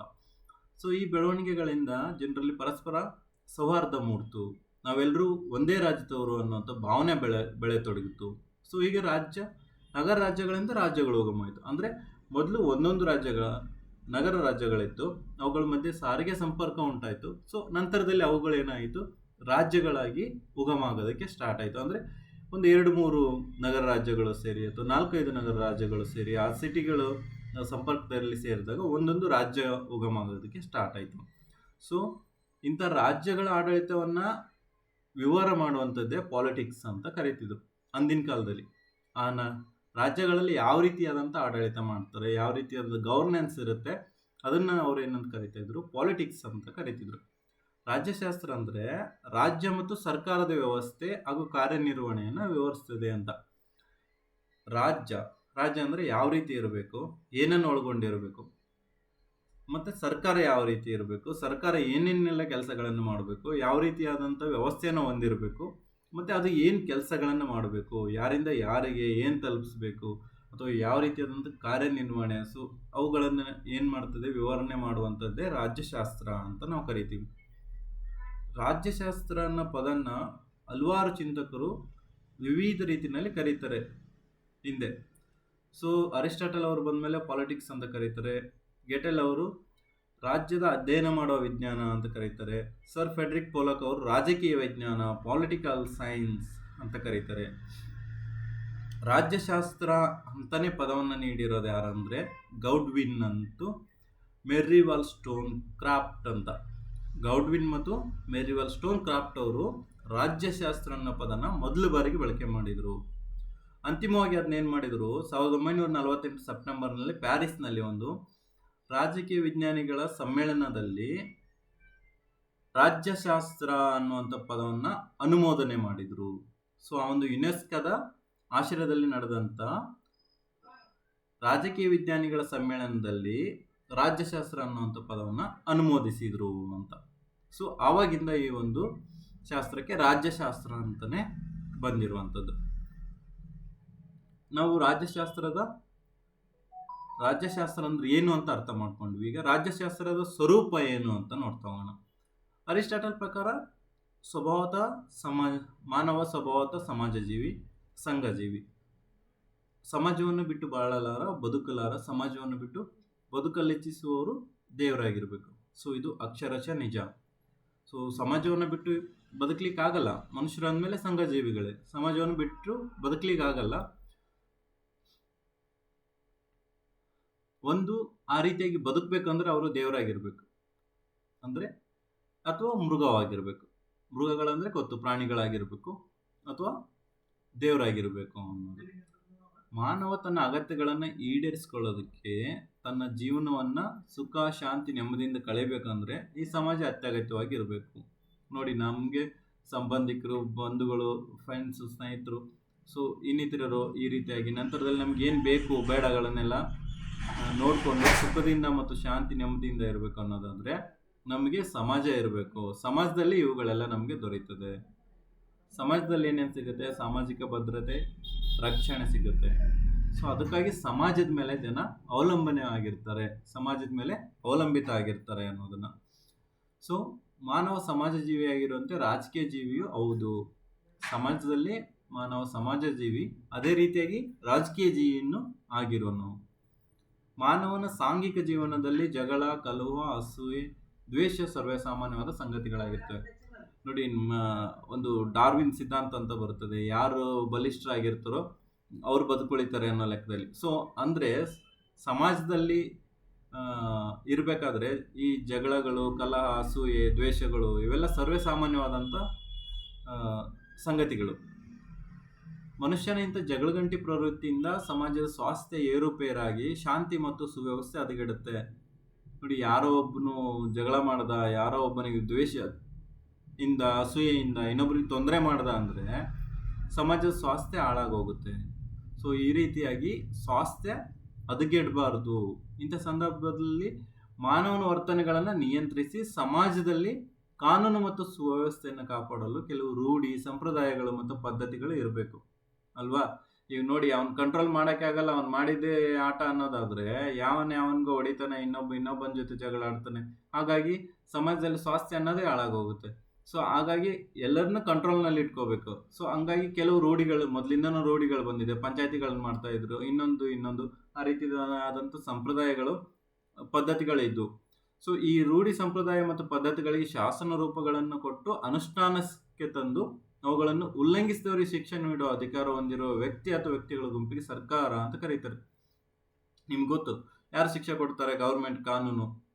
ನೋಡಿ, ಇವಾಗಲೂ ನೀವು ಪ್ರಸ್ತುತವಾಗಿ ಯಾರು ತಪ್ಪು ಮಾಡ್ತಾರೆ ಅವರಿಗೆ ಪೊಲೀಸ್ ಇದ್ದಾರೆ, ಕೋರ್ಟ್ಗಳಿದ್ದಾವೆ, ವಕೀಲರಿದ್ದಾರೆ. ಸೊ ಆ ಕೋರ್ಟ್ಗಳ ಮೂಲಕ ಶಿಕ್ಷೆ ಆಗುತ್ತೆ, ಅವ್ರನ್ನ ಜೈಲಿಗೆ ಹಾಕ್ತಾರೆ. ಸೊ ಈ ರೀತಿಯಾಗಿ ಅಂದರೆ ಸಮಾಜದಲ್ಲಿ ದುರ್ವರ್ತನೆ ತೋರೋದು ಆಗಿರಲಿ ಅಥವಾ ಇನ್ನೊಬ್ಬರಿಗೆ ತೊಂದರೆ ಮಾಡೋದಿರಲಿ, ಸಮಾಜದ ಸ್ವಾಸ್ಥ್ಯವನ್ನು ಕೆಡಿಸೋದಕ್ಕೆ ಯಾರು ಪ್ರಯತ್ನ ಪಡ್ತಾರೆ ಅವರಿಗೆ ಶಿಕ್ಷೆ ಇದೆ ಅನ್ನೋದನ್ನು. ಸೊ ಇದು ಯಾವ ರೀತಿ ಇತ್ತು? ಮೊದಲಿಂದನೂ ರೂಢಿಗಳಿದ್ದು, ಸಂಪ್ರದಾಯ ಇದ್ವು ಅಲ್ಲ, ಅವುಗಳಿಗೆ ಒಂದು ಶಾಸನ ರೂಪವನ್ನು ಕೊಟ್ಟು ಅವುಗಳನ್ನು ಅನುಷ್ಠಾನಕ್ಕೆ ತಂದು ಅವುಗಳನ್ನು ಯಾರು ಉಲ್ಲಂಘನೆ ಮಾಡ್ತಾರೆ, ಯಾವ ಶಾಸನಗಳು ಬಂದಿರ್ತವೆ, ಯಾವ ಪದ್ಧತಿಗಳಿದೆ, ಅವುಗಳನ್ನು ಯಾರು ಉಲ್ಲಂಘನೆ ಮಾಡ್ತಾರೆ ಅವರಿಗೆ ಶಿಕ್ಷೆಯನ್ನು ನೀಡುವಂಥ ಅಧಿಕಾರ ಯಾರು ಹೊಂದಿರ್ತಾರೆ ಅಥವಾ ಯಾವ ಒಂದು ಗುಂಪು ಹೊಂದಿರುತ್ತೆ, ಅದಕ್ಕೆ ಸರ್ಕಾರ ಅಂತ ಕರಿತೀವಿ ಅನ್ನೋದು. ಸರ್ಕಾರ ರಾಜ್ಯದ ಅಗತ್ಯ ಮೂಲ ಅಂಶವಾಗಿದೆ. ನೋಡಿ, ಸರ್ಕಾರ ಅಂದರೆ ನಾವು ರಾಜ್ಯದ ಮೂಲ ಅಂಶ ಅಂತ ಕರಿತೀವಿ. ಯಾಕೆ ಆ ರೀತಿ ಕರಿತೀವಿ? ಸರ್ಕಾರವೇ ಎಲ್ಲ, ಸರ್ಕಾರದಿಂದನೇ ಎಲ್ಲ. ನೋಡಿ, ಸಾಮಾಜಿಕ ಭದ್ರತೆ ನೀಡಬೇಕಾದ್ರೆ ಸರ್ಕಾರ ಬೇಕು, ರಕ್ಷಣೆ ಕೊಡಬೇಕಾದ್ರೂ ಸರ್ಕಾರ ಬೇಕು, ಇನ್ನಿತರ ನಮಗೆ ಅವಶ್ಯವಾಗಿರುವಂಥದ್ದು ಸರ್ಕಾರ ಅನ್ನುವಂಥದ್ದು, ರಾಜ್ಯದ ಮೂಲ ಅಂಶ ಅನ್ನೋದನ್ನು ನಾವು ಇದರಲ್ಲಿ ಅರ್ಥ ಮಾಡ್ಕೋಬೇಕು. ಸೊ ಅದರ ಹಿತಾಸಕ್ತಿನ ನಾವು ಅದು ಕಾಪಾಡ್ಕೋಬೇಕು. ಸೊ ಹೀಗೆ ರಾಜ್ಯ ಸರ್ಕಾರ ಮತ್ತು ಮಾನವನ ರಾಜಕೀಯ ಚಟುವಟಿಕೆಗಳನ್ನು ಕುರಿತು ಅಧ್ಯಯನ ಮಾಡುವ ಶಾಸ್ತ್ರವೇ ರಾಜ್ಯಶಾಸ್ತ್ರ. ಮಾನವ ಏನೇನು ಮಾಡ್ತಾನೆ ಅದನ್ನು ಗಮನಿಸುತ್ತೆ. ಸೊ ಅವ್ರುಗಳನ್ನು ಯಾರು ತಪ್ಪು ಮಾಡ್ತಾರೆ ಅವ್ರುಗಳಿಗೆ ಶಿಕ್ಷೆಯನ್ನು ನೀಡುತ್ತೆ. ಸೊ ಹಾಗಾಗಿ ಅವ್ರ ಹತ್ರ ಶಾಸನಗಳನ್ನು ಕಾಪಾಡುತ್ತೆ, ಜನರಿಗೆ ಸಾಮಾಜಿಕ ಭದ್ರತೆಯನ್ನು ನೀಡುತ್ತೆ, ರಕ್ಷಣೆಯನ್ನು ನೀಡುತ್ತೆ. ಸೊ ನಂತರದಲ್ಲಿ ಸಾಮಾಜಿಕ ಕಲ್ಯಾಣಕ್ಕೆ, ಸಮಾಜದ ಒಂದು ಕಲ್ಯಾಣಕ್ಕೆ ಯಾರು ವರ್ಕ್ ಮಾಡ್ತಾರೆ, ಸೊ ಅದು ಒಂದು ಮೂಲ ಅಂಶವಾದಂಥ ಸರ್ಕಾರವಾಗಿರುತ್ತೆ. ಸೊ ಅವುಗಳ ಬಗ್ಗೆ ಮಾನವನ ಚಟುವಟಿಕೆ, ರಾಜಕೀಯ ಚಟುವಟಿಕೆಗಳನ್ನು ಮತ್ತು ರಾಜ್ಯ ಸರ್ಕಾರದ ಬಗ್ಗೆ ಅಧ್ಯಯನ ಮಾಡುವಂಥ ವಿಷಯಕ್ಕೆ ನಾವೇನಂತೀವಿ? ರಾಜ್ಯಶಾಸ್ತ್ರ ಅಂತ ಕರಿತೀವಿ. ಸೊ ನೋಡಿ ಸ್ವರೂಪ ಯಾವ ರೀತಿಯಾಗಿದೆ ಅನ್ನೋದನ್ನು ನಾವು. ರಾಜ್ಯಶಾಸ್ತ್ರವು ಇತಿಹಾಸದಷ್ಟೇ ಪುರಾಣವಾಗಿದ್ದರೂ ಇದರ ಅಧ್ಯಯನಕ್ಕೆ ನೂತನ ಆಯಾಮ ದೊರೆತಿದ್ದು 20ನೇ ಶತಮಾನದಲ್ಲಿ. ನೋಡಿ, ಇತಿಹಾಸದಷ್ಟೇ ಹಳೆಯದು, ಸಮಾಜಶಾಸ್ತ್ರಗಳಲ್ಲೇ ಇದೊಂದು ಮೇರುಶಾಸ್ತ್ರ ಆಗಿದ್ರು ಕೂಡ ಇದಕ್ಕೆ ಹೊಸ ಆಯಾಮ ಸಿಕ್ಕಿದ್ದು ಯಾವಾಗ ಅಂದರೆ 20ನೇ ಶತಮಾನದಲ್ಲಿ. ಸೊ 1948ರಲ್ಲಿ ಏನು ಪ್ಯಾರಿಸ್ನಲ್ಲಿ ರಾಜಕೀಯ ವಿಜ್ಞಾನಿಗಳ ಈ ಒಂದು ಏನು ಸಮ್ಮೇಳನ ನಡೀತೋ, ಸೊ ಅದರ ನಂತರದಲ್ಲಿ, ಸೊ ಈ ಒಂದು 20ನೇ ಶತಮಾನದಲ್ಲಿ ದೊರೆತಿದ್ದು ಅನ್ನೋದನ್ನು ನಾವು ಹೇಳ್ಬೋದು. ಪುರಾತನ ವ್ಯವಸ್ಥೆಯಲ್ಲಿ ರಾಜ್ಯಶಾಸ್ತ್ರವು ಸಂಕೀರ್ಣವಾದ ವ್ಯವಸ್ಥೆ ಆಗಿತ್ತು. ಯಾವ ರೀತಿಯಾಗಿ ಸಂಕೀರ್ಣ ಆಯಿತು ಅಂದರೆ ಇನ್ನೊಂದು ವಿಷಯದಲ್ಲಿ ಅದನ್ನು ಸೇರಿಸ್ತಾ ಇದ್ರು. ಸೊ ಹಂಗಾಗಿ ಅದು ತುಂಬ ಸಂಕೀರ್ಣ ಆಗಿತ್ತು. ಇದು ಕೇವಲ ರಾಜ ಮಹಾರಾಜರ, ಪುರೋಹಿತಶಾಹಿ ವರ್ಗದ, ದಾರ್ಶನಿಕರ, ತತ್ವಜ್ಞಾನಿಗಳ, ರಾಜಕಾರಣಿಗಳ ಮತ್ತು ಸಮಾಜದ ಕೆಲವೇ ವರ್ಗದವರಿಗೆ ಸೀಮಿತ ಆಗಿತ್ತು. ನೀವು ಅರ್ಥ ಮಾಡ್ಕೋತೀರಿ, ಹಿಂದಿಂದೆಲ್ಲ ಇತಿಹಾಸದಲ್ಲಿ ಓದಿರ್ತೀರಿ ನೀವು, ಹಿಂದಿನಿಂದ ಯಾವ ರೀತಿಯಾಗಿ ಬಂದಿದೆ, ರಾಜ ಮಹಾರಾಜರೆಲ್ಲ ಯಾವ ರೀತಿ ಆಡಳಿತ ಮಾಡ್ತಾ ಇದ್ರು, ಪುರೋಹಿತಶಾಹಿ ವರ್ಗ ಅಂದ್ರೆ ಏನು, ದಾರ್ಶನಿಕರು ಯಾಕೆ ಬಂದರು, ತತ್ವಜ್ಞಾನಿಗಳು ಏನು ಮಾಡ್ತಾ ಇದ್ರು, ರಾಜಕಾರಣಿಗಳು ಏನು ಮಾಡ್ತಾ ಇದ್ರು. ರಾಜಕಾರಣಿಗಳನ್ನೋ ಕಾನ್ಸೆಪ್ಟನ್ನೇ ನಾವು ಇವಾಗ ಇತ್ತೀಚಿನಿಂದ ಅರ್ಥ ಮಾಡ್ಕೊಳ್ತಾ ಇರುವಂಥದ್ದು. ಮೊದಲಿಂದು ರಾಜಕಾರಣಿಗಳು ಅನ್ನೋದನ್ನ ನಾವು ನೋಡೇ ಇಲ್ಲ, ಅಥವಾ ಕೆಲವು ನಮ್ಮ ಒಂದು ಭಾರತದ ಇತಿಹಾಸದಲ್ಲಿ ಬರೋದಿಲ್ಲ. ಸಮಾಜದಲ್ಲಿ ಕೆಲವು ವರ್ಗದವ್ರಿಗೆ ಸೀಮಿತ ಆಗಿತ್ತು. ಅವರೇ ಮೆಂಬರ್ಗಳಾಗ್ತಾಯಿದ್ರು, ಅಧ್ಯಕ್ಷರಾಗ್ತಿದ್ರು, ಅವರೇ ಸರ್ಕಾರ ಆಗ್ತಿದ್ರು, ಅವ್ರ ಮೂಲಕನೇ ನಡೀತಾ ಇರುವಂಥದ್ದು. ಸೊ ಜನಸಾಮಾನ್ಯರಿಗೆ ಇದ್ರ ಬಗ್ಗೆ ಪ್ರತ್ಯಕ್ಷವಾಗಿ ಆಗಲಿ ಅಥವಾ ಪರೋಕ್ಷವಾಗಿ ಆಗಲಿ ಪಾಲ್ಗೊಳ್ಳೋಕೆ ಆಗ್ತಾ ಇರಲಿಲ್ಲ. ಸೊ ಆ ರೀತಿಯಾದಂಥ ವ್ಯವಸ್ಥೆ ಇತ್ತು. ಆದರೆ ಆಧುನಿಕ ಪ್ರಜಾಪ್ರಭುತ್ವ ಸಿದ್ಧಾಂತದ ಬೆಳವಣಿಗೆ ಮತ್ತು ಅಭಿವೃದ್ಧಿಯಿಂದ ಇಂಥ ವ್ಯವಸ್ಥೆಯಲ್ಲಿ ಎಲ್ಲ ಪ್ರಜೆಗಳು ಪ್ರತ್ಯಕ್ಷವಾಗಿ ಅಥವಾ ಪರೋಕ್ಷವಾಗಿ ಭಾಗವಹಿಸಿ ರಾಜಕೀಯ ವಿಷಯಗಳಲ್ಲಿ ಆಸಕ್ತಿ ಹೊಂದಿ ರಾಜಕೀಯ ಪರಿಜ್ಞಾನವನ್ನು ಮೂಡಿಸಿಕೊಳ್ಳುತ್ತಿದ್ದಾರೆ. ನೋಡಿ, ಪ್ರಸ್ತುತವಾಗಿ ಆಧುನಿಕ ಪ್ರಭುತ್ವದ ಸಿದ್ಧಾಂತದ ಬೆಳವಣಿಗೆ ಮತ್ತು ಅಭಿವೃದ್ಧಿಯಿಂದ ನೋಡಿ, ಆಧುನಿಕವಾಗಿ ಪ್ರಜಾಪ್ರಭುತ್ವ ಸಿದ್ಧಾಂತ ಏನು ಬಂದಿದೆ, ಜನರಿಗಾಗಿ ಜನರಿಗೋಸ್ಕರ ಇರುವಂಥ ಸರ್ಕಾರಗಳನ್ನು ನಾವು ಪ್ರಜಾಪ್ರಭುತ್ವ ಸರ್ಕಾರ ಅಂತ ಕರಿತೀವಿ ಅನ್ನುವಂಥ ಏನು ಒಂದು ಸಿದ್ಧಾಂತ ಬಂತು, ಆ ಒಂದು ಸಿದ್ಧಾಂತದ ಬೆಳವಣಿಗೆ ಆಯಿತು, ಅಭಿವೃದ್ಧಿ ಆಯಿತು. ಆವಾಗಿಂದ ಎಲ್ಲ ಪ್ರಜೆಗಳಿಗೂ ಪ್ರತ್ಯಕ್ಷವಾಗಿ ಅಥವಾ ಪರೋಕ್ಷವಾಗಿ ರಾಜಕೀಯದಾಗ ಭಾಗವಹಿಸಿ ರಾಜಕೀಯ ವಿಷಯಗಳನ್ನು ಆಸಕ್ತಿ ಹೊಂದಿ ರಾಜಕೀಯ ಪರಿಜ್ಞಾನವನ್ನು ಮೂಡಿಸ್ಕೊಳ್ಳೋದಕ್ಕೆ ಒಂದು ಅವಕಾಶ ಸಿಕ್ತು. ಆ ರೀತಿಯಾಗಿ ಅವಕಾಶವನ್ನು ತೆಗೆದುಕೊಂಡು ಪರಿಜ್ಞಾನವನ್ನು ಮೂಡಿಸಿಕೊಂಡು ಜೊತೆಗೆ ಆಡಳಿತದಲ್ಲಿ ಪಾಲ್ಗೊಳ್ಳುವಂಥ ಒಂದು ಅವಕಾಶವನ್ನು ಇತ್ತೀಚೆಗೆ ಪಡೆದುಕೊಳ್ತಾ ಇದ್ದಾರೆ ಅನ್ನೋದನ್ನು ನಾವು ಅರ್ಥ ಮಾಡ್ಕೋಬೇಕು. ರಾಜ್ಯಶಾಸ್ತ್ರವು ಪ್ರಸ್ತುತ ಸಾರ್ವತ್ರಿಕವಾಗಿ ರಾಜಕೀಯ ಪರಿಜ್ಞಾನವನ್ನು ಮೂಡಿಸಿ ಆಡಳಿತ, ಸರ್ಕಾರ, ಕಾನೂನು ಮುಂತಾದವುಗಳ ಬಗ್ಗೆ ಜ್ಞಾನವನ್ನು ಬೆಳೆಸ್ತಿರೋದ್ರಿಂದ ಇಂದು ಬೃಹದಾಕಾರವಾಗಿ ಬೆಳೆದಿದೆ. ನೋಡಿ, ಮೊದಲು ಲಿಮಿಟೆಡ್ ಆಗಿತ್ತು, ನಗರ ರಾಜ್ಯಗಳು ಲಿಮಿಟ್ ಇದ್ವು, ಅವುಗಳ ಕಾರ್ಯಗಳು ಲಿಮಿಟ್ ಆಗಿದ್ವು, ರಾಜ್ಯಶಾಸ್ತ್ರ ಲಿಮಿಟ್ ಆಗಿತ್ತು. ನಂತರದಲ್ಲಿ ಅದು ಬೆಳವಣಿಗೆ ವಿಕಸನವಂತ ಬಂತು. ಸೊ ಇವಾಗ ಏನಾಗಿದೆ, ರಾಜ್ಯಶಾಸ್ತ್ರವು ಸಾರ್ವತ್ರಿಕವಾಗಿ ರಾಜಕೀಯ ಪರಿಜ್ಞಾನ ಮೂಡಿಸ್ತಾ ಇದೆ. ಆಡಳಿತ, ಸರ್ಕಾರ, ಕಾನೂನು ಮುಂತಾದವುಗಳ ಬಗ್ಗೆ ಅಧ್ಯಯನ ಬೆಳೆಸ್ತಿರೋದ್ರಿಂದ ಇಂದು ಬೃಹದಾಕಾರವಾಗಿ ಬೆಳೆದಿದೆ. ನೋಡಿ, ಯಾವುದ್ಯಾವುದ್ರ ಬಗ್ಗೆ ಜ್ಞಾನ ಮೂಡಿಸುತ್ತೆ, ರಾಜಕೀಯ ಪರಿಜ್ಞಾನ ಮೂಡಿಸುತ್ತೆ, ಆಡಳಿತದ ಬಗ್ಗೆ ಜ್ಞಾನ ಮೂಡಿಸುತ್ತೆ, ಸರ್ಕಾರದ ಬಗ್ಗೆ ಮತ್ತು ಕಾನೂನುಗಳ ಬಗ್ಗೆ, ಇನ್ನು ಅನೇಕ ವಿಚಾರಗಳ ಬಗ್ಗೆ ಜ್ಞಾನವನ್ನು ಬೆಳೆಸ್ತಾ ಇದೆ. ಹಾಗಾಗಿ ಇದೇನಾಗಿದೆ ಎಂದು ಬೃಹದಾಕಾರವಾಗಿ ಬೆಳೆದಿದೆ. ರಾಜ್ಯಶಾಸ್ತ್ರವನ್ನು ಇತರೆ ಸಮಾಜಶಾಸ್ತ್ರಗಳಿಂದ ಬೇರ್ಪಡಿಸಿದ ಕೀರ್ತಿ ಮ್ಯಾಕ್ಸ್ ವೆಬರ್ಗೆ ಸಲ್ಲುತ್ತದೆ. ನೋಡಿ, ರಾಜ್ಯಶಾಸ್ತ್ರವನ್ನು ಮೇಲ್ಕೃತಿ ಆದರೂ ಕೂಡ ಸಮಾಜಶಾಸ್ತ್ರಗಳಿಂದ ಇದನ್ನು ಬೇರ್ಪಡಿಸಿದ್ದು ಯಾರು ಅಂದರೆ ಮ್ಯಾಕ್ಸ್ ವೆಬರ್ ಅವರು. ಸಮಾಜಶಾಸ್ತ್ರಗಳಿಂದ ರಾಜ್ಯಶಾಸ್ತ್ರವನ್ನು ಬೇರ್ಪಡಿಸಿರುವಂಥ ಕೀರ್ತಿ ಮ್ಯಾಕ್ಸ್ ವೆಬರ್ ಅವರಿಗೆ ಸಲ್ಲುತ್ತೆ. ನಂತರದಲ್ಲಿ ಬನ್ನಿ, ಈಗ ಅರಿಸ್ಟಾಟಲ್ ಅವರು ನಿಸ್ಸಂದೇಹವಾಗಿ ಏನಂತ ಹೇಳಿದ್ರು, ಇದೊಂದು ವಿಜ್ಞಾನವಾಗಿದೆ ಅಂತ ಹೇಳಿದ್ರು. ಸೊ ಇಲ್ಲಿ ಕೆಲವು ಸ್ಕಾಲರ್ಗಳು ಅಥವಾ ಇವ್ರುಗಳಲ್ಲಿ ಏನಂತ ಹೇಳ್ತಾರೆ, ಅವರವರು ರಾಜಕೀಯ ಚಿಂತಕರುಗಳಲ್ಲಿ ಏನಾಗಿದೆ ಅಂದರೆ, ಕೆಲವರು ವಿಜ್ಞಾನ ಅಂತ ಹೇಳ್ತಾರೆ, ಇನ್ನು ಕೆಲವರು ಅಲ್ಲ, ಇದು ವಿಜ್ಞಾನ ಅಲ್ಲ ಅಂತ ಹೇಳ್ತಾರೆ. ಸೊ ರಾಜ್ಯಶಾಸ್ತ್ರ ವಿಜ್ಞಾನನ ಅಥವಾ ವಿಜ್ಞಾನ ಅಲ್ವಾ ಅನ್ನೋದನ್ನು ಅವರವರೇ ಆದಂಥ ತಮ್ಮ ನಿಲುವುಗಳನ್ನು, ತಮ್ಮ ಯೋಚನೆಗಳನ್ನು ಪ್ರಸ್ತುತಪಡಿಸಿರುವಂಥದ್ದು. ಸೊ ಇವಾಗ ಅವುಗಳನ್ನ ನಾವು ನೋಡ್ತಾ ಹೋಗೋಣ. ಯಾವ ಚಿಂತಕರು ಯಾವ ರೀತಿಯಾದಂಥ ನಿಲುವುಗಳನ್ನು ಹೊಂದಿದ್ದಾರೆ, ವಿಜ್ಞಾನ ಅಂತ ಹೊಂದಿದ್ದಾರೆ, ಅಥವಾ ವಿಜ್ಞಾನ ಅಂದರೆ ಯಾಕೆ ವಿಜ್ಞಾನ ಅಲ್ಲ ಅಂತ ಹೇಳ್ತಾರೆ, ಯಾಕೆ ಅಲ್ಲ ಅಂತ ಹೇಳ್ತಾರೆ ಅನ್ನೋದನ್ನು ನಾವು ಇದರಲ್ಲಿ ನೋಡ್ತಾ ಹೋಗೋಣ. ರಾಜ್ಯಶಾಸ್ತ್ರದ ವಸ್ತು ವಿಷಯಕ್ಕೆ ಸಂಬಂಧಿಸಿದಂತೆ ಇದರ ಪ್ರಶ್ನೆ ಅಂದರೆ, ರಾಜ್ಯಶಾಸ್ತ್ರವು ವಿಜ್ಞಾನಕ್ಕೆ ಅಥವಾ ಕಲೆಯೇ ಎಂಬುದು ಅಂದರೆ ರಾಜ್ಯಶಾಸ್ತ್ರ ಸೈನ್ಸ್ ಆರ್ ಆರ್ಟ್ಸ್ ಅನ್ನೋದೇ ಒಂದು ಗೊಂದಲ, ಅಥವಾ ಅದನ್ನು ಒಪ್ಕೊಳ್ಳೋದಕ್ಕೆ ರೆಡಿ ಇಲ್ಲದೆ ಇರುವಂಥದ್ದು. ಕೆಲವು ರಾಜ್ಯ ಚಿಂತಕರು ಯಾರು, ಅರಿಸ್ಟಾಟಲ್, ಬೋರ್ಡಿನ್, ಆಬ್ಸ್, ಮೆಕ್ಯಾವೆಲ್ಲಿ, ಮ್ಯಾಂಟೆಸ್ಕೋ, ಲೂಯಿಸ್ ಬ್ಲಂಟಸ್ಲಿ ಮತ್ತು ಇತರ ರಾಜ್ಯಶಾಸ್ತ್ರವು ವಿಜ್ಞಾನ ಎಂದು ಕರೆದು ಗ್ರೀಕ್ ನಗರ ರಾಜ್ಯಗಳ ಅಧ್ಯಯನಕ್ಕೆ ವೈಜ್ಞಾನಿಕ ವಿಧಾನವನ್ನು ಬಳಸಿದರು. ನೋಡಿ, ಯಾರು, ಅರಿಸ್ಟಾಟಲ್ ಅವರು ನಿಸ್ಸಂದೇಹವಾಗಿ ವಿಜ್ಞಾನ ಅಂತ ಹೇಳ್ಬಿಟ್ರು, ಬೋರ್ಡಿನ್ ಅವರು ಒಪ್ಕೊಂಡ್ರು, ಆಬ್ಸ್ ಅವರು ಒಪ್ಕೊಂಡ್ರು, ಮೆಕ್ಯಾವೆಲ್ಲಿ, ಮ್ಯಾಂಟೆಸ್ಕೋ, ಲೂಯಿಸ್ ಬ್ಲಂಟಸ್ಲಿ. ಸೊ ಇವರುಗಳೆಲ್ಲ ರಾಜ್ಯಶಾಸ್ತ್ರ ವಿಜ್ಞಾನ ಅಂತ ಕರೆದ್ರು ಮತ್ತು ಅದನ್ನ ಗ್ರೀಕ್ ನಗರ ರಾಜ್ಯಗಳಾದ ಅಧ್ಯಯನಕ್ಕೆ ವೈಜ್ಞಾನಿಕ ವಿಧಾನವನ್ನು ಬಳಸಿದ್ರು ಅಂತ ಹೇಳ್ತಿದ್ರೆ. ಸೊ ನೋಡಿ ಸ್ನೇಹಿತರೆ, ಸೊ ನೀವೆಲ್ಲ ಯಾರೆಲ್ಲ ಅಧ್ಯಯನ ಮಾಡ್ತಾ ಇದ್ದೀರಿ, ದಯವಿಟ್ಟು ಅರಿಸ್ಟಾಟಲ್ ಅವ್ರ ಬಗ್ಗೆ ವಿವರವಾದಂಥ ಅಧ್ಯಯನವನ್ನು ಮಾಡಿ. ಬೋರ್ಡಿನ್, ಆಬ್ಸ್, ಮೆಕ್ಯಾವೆಲ್ಲಿ, ಮ್ಯಾಂಟೆಸ್ಕೋ, ಲೂಯಿಸ್ ಬ್ಲಂಟಸ್ಲಿ, ಸೊ ಇವ್ರ ಬಗ್ಗೆ ಒಂಚೂರು ವಿವರವಾಗಿ ಅಧ್ಯಯನವನ್ನು ಮಾಡುವಂಥದ್ದು. ಯಾರು ಈ ಚಿಂತಕರು, ಯಾರು ಅವ್ರ ಕೊಡುಗೆ ಏನಿದೆ, ಯಾವ್ಯಾವ ವಿಷಯಗಳಲ್ಲಿ ಅವರಿದ್ದಾರೆ, ಅವರ ಪುಸ್ತಕಗಳು ಯಾವ್ದ್ಯಾವುದು ಅನ್ನೋದನ್ನು ನೀವು ಈ ಒಂದು ಅಧ್ಯಯನ ಮಾಡುವಂಥದ್ದು. ನಂತರದಲ್ಲಿ ಬೇರೆ JS ಮಿಲ್ ಅವರು, Buckle, August Comte, Maitland, James Bryce, ಲಾರ್ಸ್ ಎ ಬ್ರೈಡ್, ಇವರೆಲ್ಲ ಏನಂತ ಕರೀತಾರೆ, ರಾಜ್ಯಶಾಸ್ತ್ರ ಒಂದು ವಿಜ್ಞಾನ ಅಲ್ಲ ಅಂತ ಕರೀತಾರೆ. ಮತ್ತು ರಾಜ್ಯಶಾಸ್ತ್ರಕ್ಕೆ ಒಂದು ವಿಜ್ಞಾನದ ಸ್ಥಾನಮಾನ ನೀಡೋದಕ್ಕೆ ನಿರಾಕರಣೆ ಮಾಡುವಂಥದ್ದು.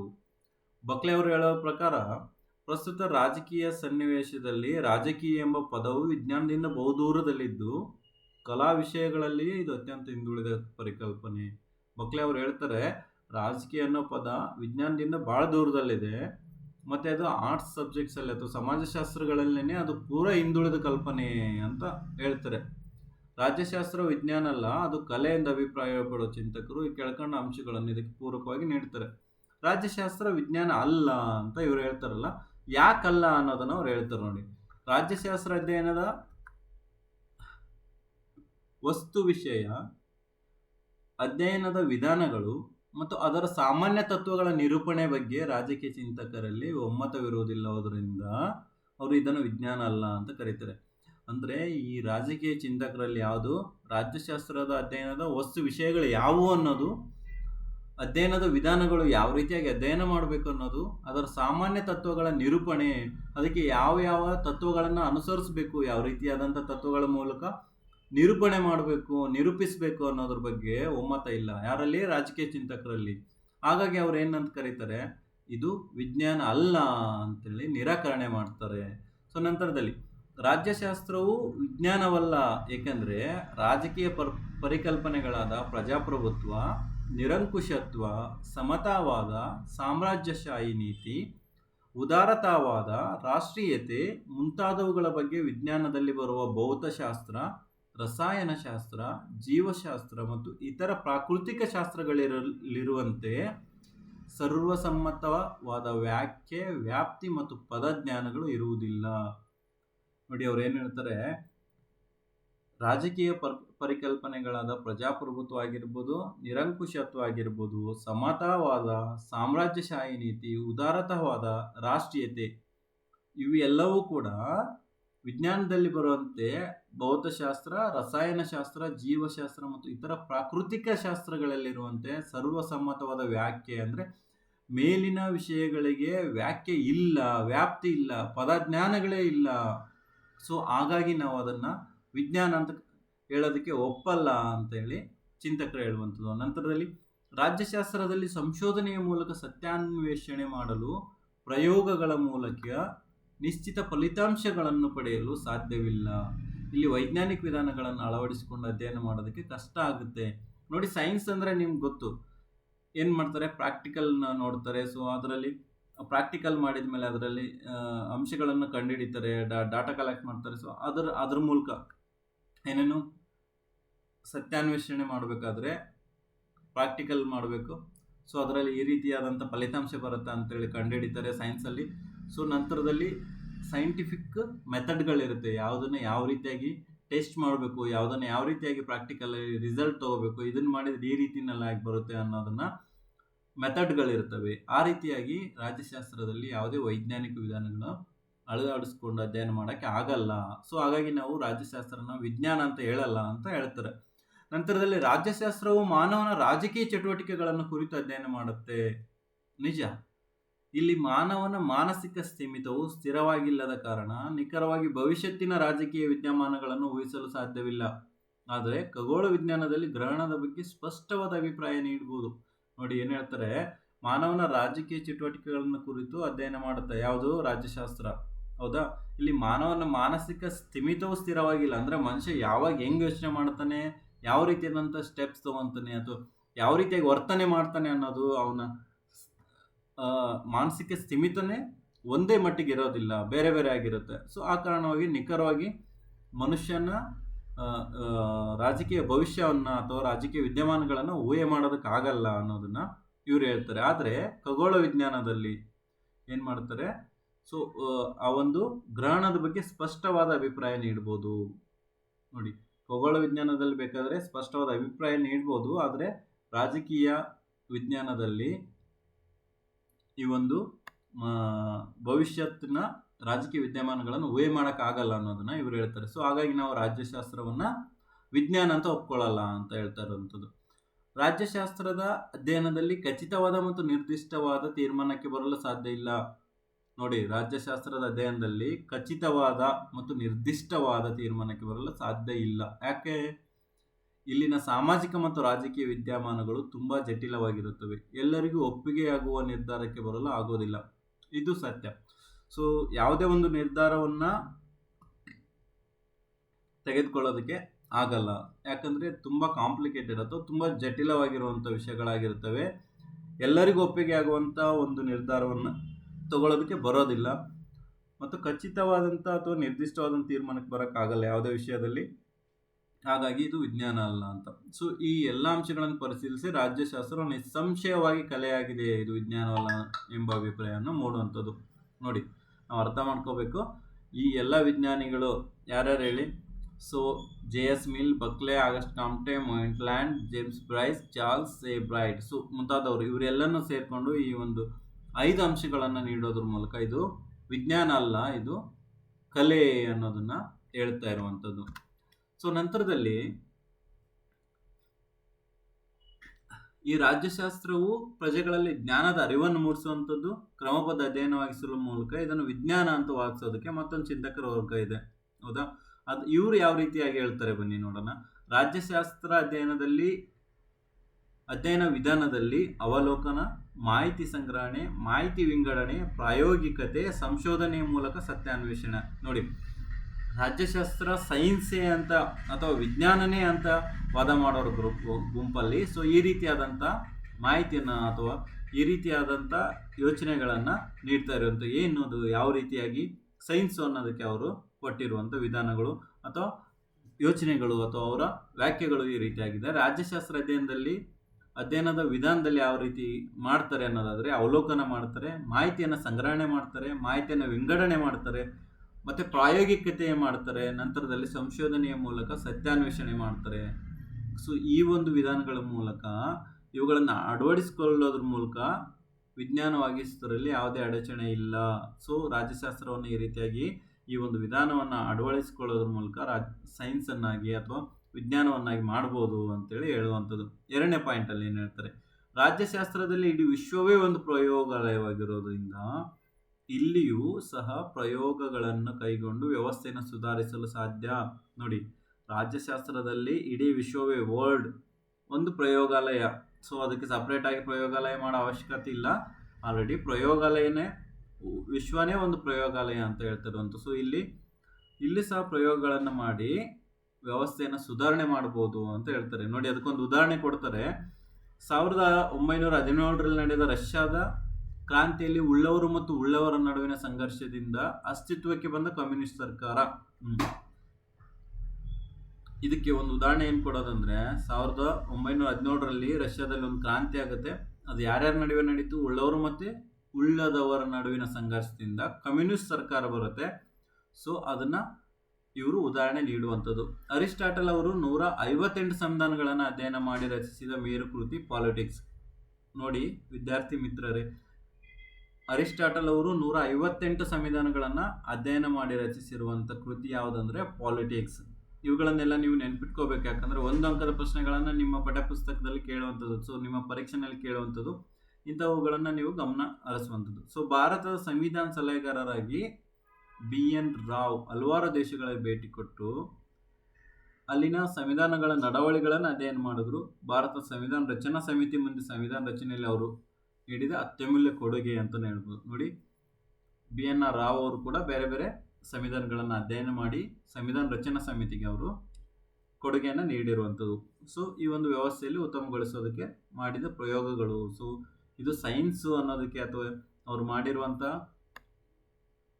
ವಿಧಾನಗಳನ್ನು ಇಲ್ಲಿ ಹೇಳ್ಕೊಳ್ಳೋದು ಏನಕ್ಕೆ ಅಂತ ಅನ್ನೋದಾದರೆ, ಇದು ಒಂದು ವಿಜ್ಞಾನ ಅಂತ ಪ್ರೂವ್ ಮಾಡೋದಕ್ಕೆ ಇವರು ಈ ಒಂದು ಉದಾಹರಣೆಗಳನ್ನು ಕೊಡ್ತಾ ಇರುವಂಥದ್ದು. ನಂತರದಲ್ಲಿ ಮೂರನೇ ವಿಚಾರವನ್ನು, ರಾಜ್ಯಶಾಸ್ತ್ರದಲ್ಲಿ ಯಾವುದೇ ರೀತಿಯ ಭವಿಷ್ಯವಾಣಿ ನುಡಿಯುವುದು ಅಸಾಧ್ಯ ಎಂದು ಅತ್ಯಂತ ಕಟುವಾಗಿ ವಾದಿಸಲಾಗಿದೆ. ಆದರೆ ಚುನಾವಣಾ ಪೂರ್ವ ಚುನಾವಣೋತ್ತರ ಸಮೀಕ್ಷೆಗಳನ್ನು ಕೈಗೊಳ್ಳುವ ಮೂಲಕ ಯಾವ ರಾಜಕೀಯ ಪಕ್ಷ ಅಧಿಕಾರಕ್ಕೆ ಬರಬಹುದು ಎಂಬುದನ್ನು ಊಹಿಸಲು ಸಾಧ್ಯ. ನೋಡಿ, ನಾವು ಇದನ್ನೆಲ್ಲ ನೋಡ್ತಾ ಇರ್ತೀವಿ. ಎಲೆಕ್ಷನ್ ಬಂದಾಗ ಚುನಾವಣಾ ಪೂರ್ವ ಮತ್ತು ಚುನಾವಣಾ ನಂತರದ ಸಮೀಕ್ಷೆಗಳು ಬಂದೇ ಬರುತ್ತವೆ. ಸೊ ಅದ್ರ ಮೂಲಕ ನಾವು ಊಹೆಯನ್ನು ಮಾಡ್ಬೋದು. ಚುನಾವಣಾ ಪೂರ್ವ ಸಮೀಕ್ಷೆಯ ಮೂಲಕ ಊಹೆಯನ್ನು ಮಾಡ್ಬೋದು. ಈ ಒಂದು ಸರ್ಕಾರ ಅಧಿಕಾರಕ್ಕೆ ಬರುತ್ತೆ, ಈ ಒಂದು ಪಕ್ಷದ ಸರ್ಕಾರ ಅಧಿಕಾರಕ್ಕೆ ಬರುತ್ತೆ ಅನ್ನೋದನ್ನು ನಾವು ಊಹೆಯನ್ನು ಮಾಡ್ಬೋದು ಅಂತೇಳಿ ಇವರು ವಾದ ಮಾಡ್ತಾ ಇರುವಂಥದ್ದು. ರಾಜಕೀಯ ಪ್ರಕ್ರಿಯೆಗಳನ್ನು ತಕ್ಕಡಿ ಹಿಡಿದು ಅಳತೆ ಮಾಡಲು ಸಾಧ್ಯ ಇಲ್ಲ ಎಂಬುದು ಇಲ್ಲಿ ವ್ಯಕ್ತವಾಗಿರುವ ಟೀಕೆ. ಆದರೆ ಸರ್ಕಾರದ ಧೋರಣೆ, ಆಡಳಿತ ನಿರ್ವಹಣೆ, ಅದರ ಕಾರ್ಯಕ್ರಮಗಳ ಅನುಷ್ಠಾನ ಮುಂತಾದವುಗಳ ಬಗ್ಗೆ ವ್ಯಕ್ತವಾಗುವ ಸಾರ್ವಜನಿಕ ಅಭಿಪ್ರಾಯವು ಮುಂದಿನ ಚುನಾವಣೆಗಳಲ್ಲಿ ಆಡಳಿತಾರೂಢ ಪಕ್ಷಗಳ ಭವಿಷ್ಯತ್ತನ್ನು ನಿರ್ಧರಿಸುತ್ತದೆ.